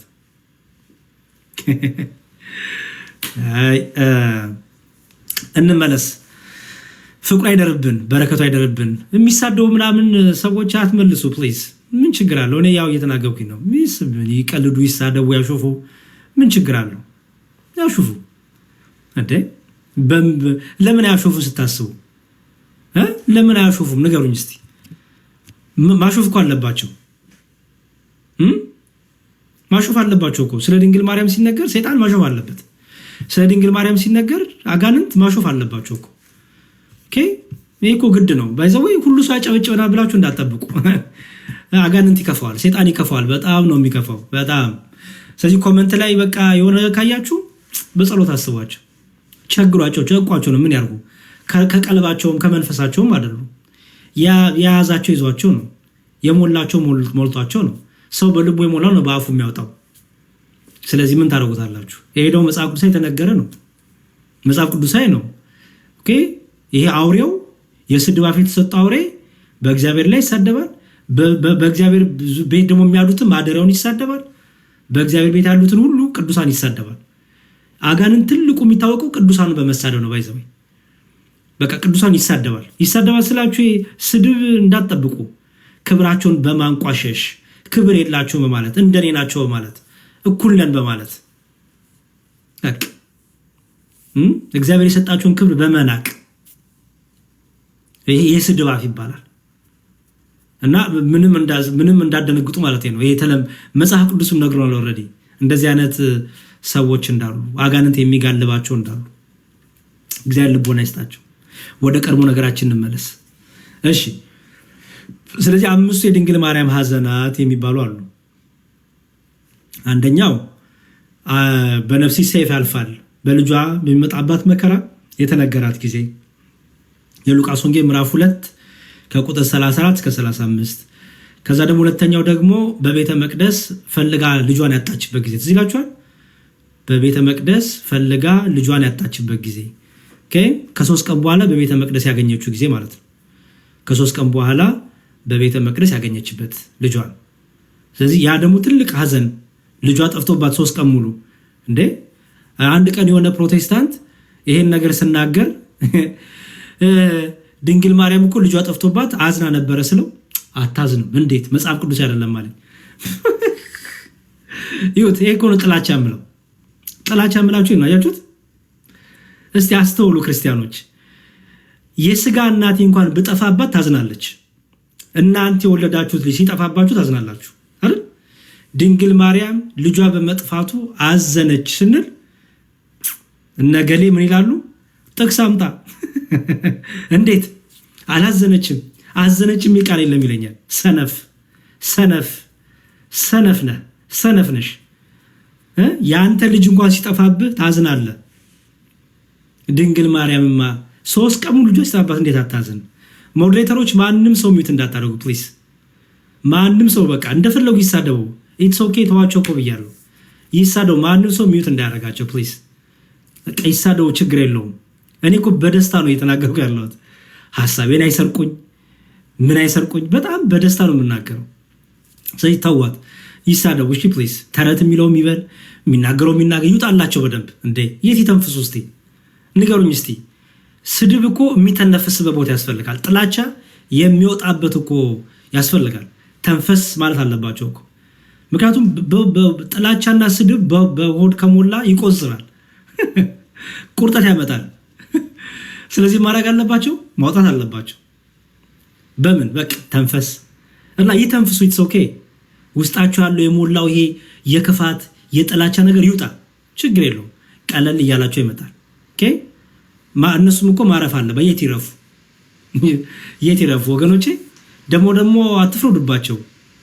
ቅድም ተናግሬያለሁ። የእግዚአብሔር በመንፈስ ቅዱስ የሆነ ሰው ስለ ድንግል ማርያም ሲነገር ሐሴት ያደርጋል። ከአጋንንት የሆነ ግን ይጨነቃል፣ ይሳደባል፣ ያሾፋል፣ ያላግጣል። ስለዚህ እናዝንላቸዋለን ወገኖቻችን። ሚዩትማ እናረጋቸው። በማዘን ይኸው ነፃነት ሰተን እንለቃቸዋለን። ይሳደቡ፣ ችግር የለውም። እሺ እንቀጥል። ስለዚህ ሁለተኛው ምንድነው? በቤተ መቅደስ ልጇ ክርስቶስን ከ3 ቀን በኋላ ጠፍቶ ስላገኘችው የሄደው ምንድነው? ያዘነች። በሉቃስ ወንጌል ምዕራፍ 2 የሉቃስ ወንጌል ምዕራፍ 2 ከቁጥር 41 እስከ 48 ኦኬ። የሉቃስ ወንጌል ምዕራፍ 2 ከቁጥር 41 እስከ 48። የቅድሙ የሉቃስ ወንጌል ምዕራፍ 2 ከቁጥር 34 እስከ 35። ሶስተኛው ኦኬ። ሶስተኛው ደግሞ ምንድነው? አምላካችን ኢየሱስ ክርስቶስ እጁና እግሩን አስረው በጲላጦስ አደባባይ የገረፉትን ግርፋት ባሰበች ጊዜ ኦኬ። አምስቱ አዘናት የሚባሉት እነዚህ ናቸው። አምስቱ አዘናት ይባላሉ። አምላካችን ኢየሱስ ክርስቶስን በጲላጦስ አደባባይ እግርና እጁን አስረው ሲገርፉት ባየች ጊዜ ድንግል ማርያም አዝናለች። የዮሐንስ ወንጌል ምዕራፍ 19 ቁጥር 1 የዮሐንስ ወንጌል ምዕራፍ 19 ቁጥር 1። አራተኛው ደግሞ አምላካችን ኢየሱስ ክርስቶስን ራቁቱን ቸንክረው በሁለት ወንበዶች መካከል ሰቅለውት ባየች ጊዜ ራቁቱን ቸንክረው በሁለት ወንበዶች መካከል ሰቅለውት ባየች ጊዜ ድንግል ማርያም አዝናለች። ይሄ ደግሞ የዮሐንስ ወንጌል ምዕራፍ 19 ከቁጥር 17 እስከ 2 ዮሐንስ ወንጌል ምዕራፍ 19 ከቁጥር 17 እስከ 2። አምስተኛው ደግሞ ወደ አዲስ መቃብር አምላካችን ኢየሱስ ክርስቶስን ልጇን ሊወስዱ ቅዱስ ሥጋውን ሊያሳርፉ ሲወስዱ ልጇ በሚቀበር ጊዜ ቅዱስ ሥጋው በሚያርፍ ጊዜ ደግሞ አዝናለች። ስለዚህ ዮሐንስ ወንጌል ምዕራፍ 19 ከቁጥር 38 እስከ 42 እነዚህን ሐዘኖች እኛም ሐዘናችን አድርገን የእናቱን ሐዘናችን አድርገን የጌታችንን ሕማም፣ የጌታችንን መከራ፣ የጌታችንን ግርፋት፣ የጌታችንን መገረፍ፣ መሰቀል፣ መቸንከር ሁሉ እያሰብን በእነዚህ ጊዜዎች ሁሉ እናለቅሳለን፣ እናዝናለን ማለት ነው። እነዚህ 5ቱ ሐዘናት ይባላሉ። ኦኬ 5ቱ ሐዘናት ይባላሉ። አንደኛው በስምዖን በቤተ መቅደስ አግኝቶ በነፍሲ ሰይፍ ያልፋል። በልጇ የሚደርስባትን መከራ፣ በልጇ የሚደርስባትን ሐዘን፣ ፍጹም የሆነውን ነገር ይህን ባሰብን ጊዜ። ሁለተኛው ደግሞ በቤተ መቅደስ ልጇን ፈልጋ ባጣች ጊዜ፣ በቤተ መቅደስ ልጇን ፈልጋ ባጣችሁ ጊዜ። በሶስተኛው ቀን ያገኘችው በቤተ መቅደስ ታውቃላችሁ።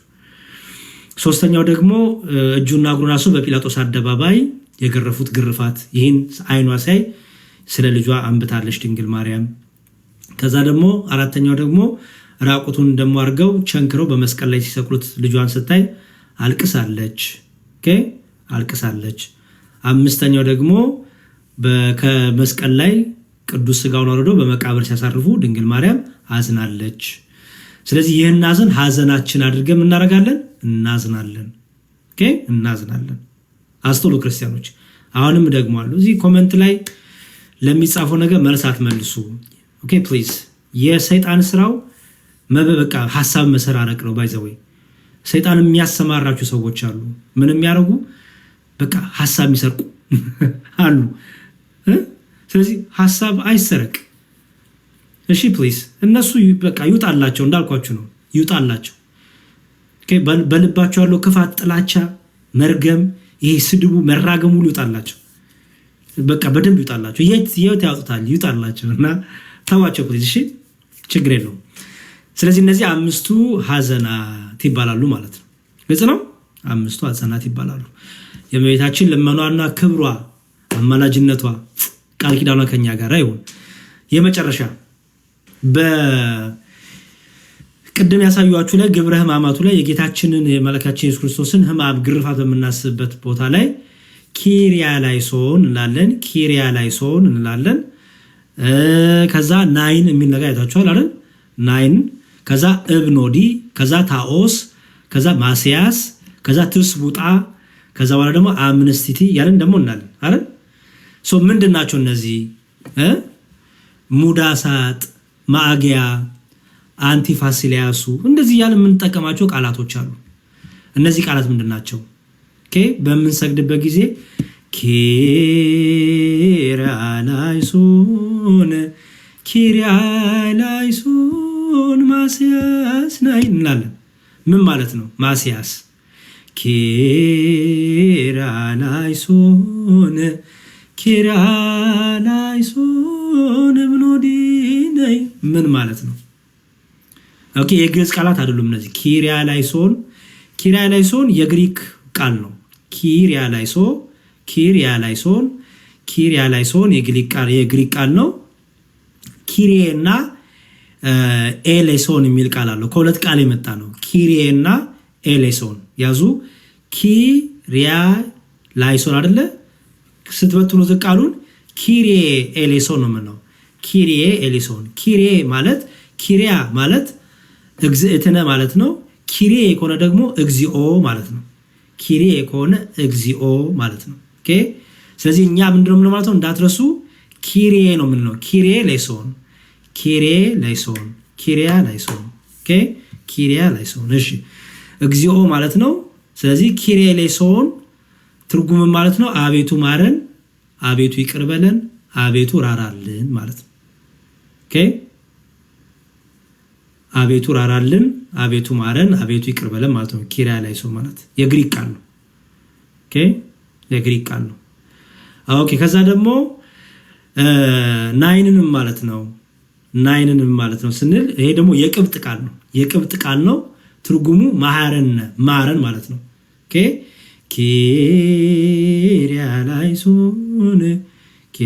ኪርያላይሶን እብኖዲ ናይን።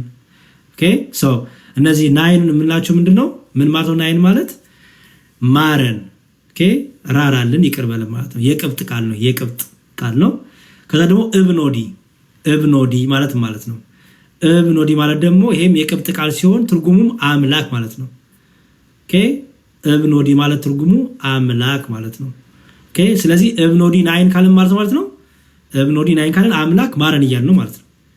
ኦኬ እብኖዲ ናይን ስንል አምላክ ወይ ምን ማለት ነው? ማረን እያልን ነው። ግልጽ ነው አይደለ? ኦኬ እብኖዲ ናይን። እብኖዲ ማለት የቅብጥ ቃል ነው። ምን ማለት ነው? አምላክ ማለት ነው። አምላክ ማለት ነው። ከዛ ናይን ስንል ማለታችን ነው ማረን። ስለዚህ እብኖዲ ናይን ስትሉ ምን ያላችሁ ነው? አምላክ ወይ ማረን። ኦኬ የቅብጥ ቃል ነው ብያችኋለሁ። ኪርያላይሶን የሚለው የግሪክ ነው። ናይን እና እብኖዲ ግን የቅብጥ ቃል ነው። ከዛ ደግሞ ታኦስ የሚል አለ። ታኦስ ይሄ ታኦስ ደግሞ የግሪክ ቃል ነው። ኦኬ ታኦስ የግሪክ ቃል ነው። ትርጉሙ ጌታ አምላክ ማለት ነው። ታኦስ ማለት የግሪክ ቃል ነው። ትርጉሙ ማለት ነው ጌታ አምላክ ማለት ነው። ስለዚህ ታኦስ ናይን ካልን ማለት ነው ጌታ አምላክ የሆንኩ ማረን ማለት ነው። ኦኬ እኛ ኢየሱስ ክርስቶስን በቤተክርስቲያናችን ቀጥታ ክርስቶስ ሆይ ማረን፣ ክርስቶስ ሆይ ራራልን፣ ክርስቶስ ሆይ ይቅር በለን እያልን እንጸልያለን። ባይዘው ኦኬ ክርስቶስን ማረን፣ ክርስቶስን ራራልን፣ ክርስቶስን ይቅር በለን እያልን እንጸልያለን። ሶ ታኦስ ማለት ነው የግሪክ ቃል ነው። ማለት ነው አልኳችሁ ጌታ አምላክ ማለት ነው። ስለዚህ ታኦስ ናይን ካልን ማለት ነው ጌታና አምላክ የሆንክ፣ ጌታ የሆንክ፣ አምላክ የሆንክ ክርስቶስ ሆይ ማረን እንደማለት ነው። ከዛ ደግሞ ማስያስ ደግሞ የዕብራይስጥ ቃል ነው። ኦኬ ማስያስ የዕብራይስጥ ቃል ነው። ማሲያስ የዕብራይስጥ ቃል ነው። ትርጉም መሲህ ማለት ነው። ማሲያስ ማለት መሲህ ማለት ነው። ኦኬ ማሲያስ ማለት መሲህ ማለት ነው። ማሲያስ ናይን ካልን ማለታችን ነው መሲህ ሆይ ማረን። መሲሁ ክርስቶስ ኢየሱስ አይደለ አምላካችን። ስለዚህ ማሲያስ ማለት መሲህ ማለት ነው በሂብሩ በዕብራይስጥ እና ማሲያስ ናይን ካልን ማለት ነው መሲሁ ማረን፣ መሲሁ ራራልን፣ መሲሁ ይቅር በለን ማለታችን ነው። ኦኬ ማሲያስ ስንል መሲህ ማለት ነው። ከዛ ደግሞ ትስቡጣ ደግሞ አለ። ትስቡጣ ደግሞ ምንድነው? ትስቡጣ ማለት የግሪክ ቃሉ እናት ቋንቋው ምንጩ ስርወ ግንዱ ዴስፓታ ከሚል የግሪክ ቃል የወጣ ነው። ዴስፓታ ከሚል የግሪክ ቃል የወጣ ነው። ትርጉም ማለት ነው ደግ የሆነ ሩሩ የሆነ ገዢ ማለት ነው። ኦኬ ደግ የሆነ ሩሩ የሆነ ገዥ እንደማለት ነው። ኤዶን ይባላል ትስቡጣ። ትስቡጣ የሚለው ደግ ገዢ ሩሩ እንደማለት ነው። ስለዚህ ትስቡጣ ናይን ካልን ማለት ነው ደግ የሆንከው ገዢ የሆንከው አምላካችን ኢየሱስ ክርስቶስ ምን በለን ማለት ነው ራራልን ማረን እያልን ነው ማለት ነው። ኦኬ አምነስቲቲ ደግሞ ሙክሪያቱ አንቲፋሲሊያስ ነው ምንድነው ስንል እነዚህ ደግሞ የቅብጥ ቃል ናቸው። ትርጉም ማለት ነው እግዚኦ ተዘከረነ በመንግስት በመጣ ጊዜ አቤቱ ይቅር በለን ራራልን ማለት ነው። ኦኬ የቅብጥ ቃል ነው እነዚህ ቃላቶች ማለት ነው። ስለዚህ እነዚህን ቃላቶች እንግዲህ ከዚህ በኋላ ምንም ቀላል ነው አይደል? አሁን ስትሰሟቸው እነዚህን ቃላቶች የቅብጥ የግሪክ የዕብራይስጥ ቃላቶችን እነዚህ ስትሰሟቸው ከዚህ በኋላ ምንም አይከብዳችሁ ማለት ነው። ግልጽ ነው ወገኖች? ገብታችኋል? ግልጽ ነው? ሞዴሬተር ቆይ አልሰጥም፣ ችግር የለውም። ግልጽ ነው ወይ? ተውት፣ የሚሳደው ይሳደብ፣ ችግር የለውም። ግልጽ ነው? ግልጽ ነው? ውዳሴ ማርያም መድገም ይቻላል፣ ችግር የለውም። ግልጽ ነው። በጣም ጥሩ፣ በጣም አሪፍ። እሺ ተሳዳቢዎቹስ ግልጽ ነው? ተሳዳቢዎቹስ እንዴት ነው? ጥሩ እየደላችሁ ነው? ስድብ ስንት ደቂቃ ልስጣችሁ? ከመውጣቴ በፊት ስንት ደቂቃ ልስጣችሁ? የምትሳደቡ ሰዎች ስንት ደቂቃ ትፈልጋላችሁ? ፕሊዝ ስንት ደቂቃ ልስጣችሁ? የምትሳደቡ ሰዎች ስንት ደቂቃ ልስጣችሁ? ተማሪዎች በጣም አሪፍ፣ ክርስቲያኖች ጥሩ ይዛችኋል፣ እግዚአብሔር ይመስገን። የምትሳደቡ ሰዎች ስንት ደቂቃ ሊያዝላችሁ ንገሩኝ። ተሳዳቢዎቹ አንድ ጻፉልኝ። ስንት ደቂቃ ሊያዝልህ የምትሳደቡ ወንድሜ እህቴ? 5ም 10ም በሉኝ። 10 ደቂቃ ካላችሁኝ 10 ደቂቃ እቀጥላለሁ፣ በደንብ እንዲወጣላችሁ ማለት ነው። 5 ደቂቃ 5 ደቂቃ ስንት ደቂቃ ይበቃችኋል? 15ም ካልክ ችግር የለውም፣ ካልሽ ምንም ችግር የለውም። እሺ ስንት ደቂቃ ይሆንላችሁ? እንዳታፍሩ፣ አሁንማ እንዳታፍሩ ፕሊዝ፣ ምንም እንዳታፍሩ። ባይዘው እንዴ በኩራት አይደል የምትሳደቡት? በልባችሁ ልትሰጡ የምትችሉት ይሄንን ነው። ልትናገሩ የምትችሉት ይሄንን ነው። አቅማችሁ ይሄ ነው። በልባችሁ የሞላው ይሄ ነው። አስተዳደጋችሁ ይሄ ነው። እናት አባቶቻችሁ ያሳደጓችሁ እንደዚህ ነው። ቤተ እምነታችሁ ያሳደጋችሁ እንደዚህ ነው። ሰፈራችሁ ያሳደጋችሁ እንደዚህ ነው ማለት ነው። ስለዚህ ልስጣችሁ፣ ያ እድገታችሁን በደንብ ኤክሰርሳይዝ አድርጉ። ስንት ደቂቃ ልስጣችሁ? ንገሩኝ ፕሊዝ። ስንት ደቂቃ ልስጣችሁ? ወይስ ገስት ላይ ደግሞ በድምፅ ደግሞ ደስ እሱ ቀለል ይላችኋል? በገስት ላስገባችሁ ቀለል እንዲላችሁ በድምፅ ደግሞ አሪፍ ነው። ባይዘው ውጥት ይላል። አንድ ቁጥር ጻፉና ላስገባችሁ ፕሊዝ። ጻፉልኝ አንዴ። ቆይ እስቲ 1 3 4 ተሳዳቢ ላስገባና እናግዛችሁ። አይመስላችሁም? በድምፅ ሲሆን ደግሞ ሞር ተንፈስ ይላሉ። ቁዝር ያለው ነገር ተንፈስ ይላል። እኔ የሚሳደብ ሰው ነው ፈልገው። የሚሳደብ ፕሊዝ። እኔ መስደብ ፈልጋለሁ ጻፉልኝ እንዳስገባችሁ። የሚሳደብ ሰው ነው ፈልገው። ማገዝ አለብን። ባይዘው ተሳዳቢዎችን በጣም ማገዝ አለብን። በጣም ምስኪኖች ናቸው ባይዘው ማርያምን በጣም ያሳዝናሉ። ምን ያርጉ? ሰላም የላቸውም፣ እረፍት የላቸውም። ለዛ ነው የሚሳደቡት። እና እንደዚህ አይነት ሰዎች በጣም አሳዛኝ ናቸው። እኔ ያሳዝኑኛል። እሺ የት ጻፉልኛ። እኔ መስደብ ፈልጋለሁ የሚል እሺ ኢትዮጵያ ላስገባ ኔክስት ናሽ ግባ። አምላክን ማረን ለማለት መሀል ላይ ደላላ አያስፈልገንም ብለውናል። እስቲ ግቢ ወይ ግባ። ይገርማልና እስቲ ግባ ግቢ ወይም ግባ።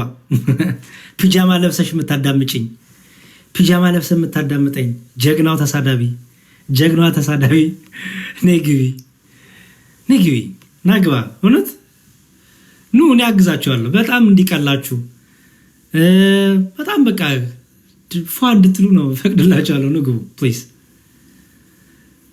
ኑ ግቡ ኑ ግቡ ፕሊዝ። ግን አደራ ልጆች ካላችሁ እናት አባት ምናምን ካላችሁ ፕሊዝ እንትን በሉና ደበቅ በሉና፣ ምክንያቱም ጥሩ አይደለም ነው ጥሩም አይደለም። ብዙ አንደኛ እናት አባታችሁን ታሰድባላችሁ። አሃ እናት እንደዚህ ናት አባት እንደዚህ ነው ያሳደገ ማለት ትባላላችሁ።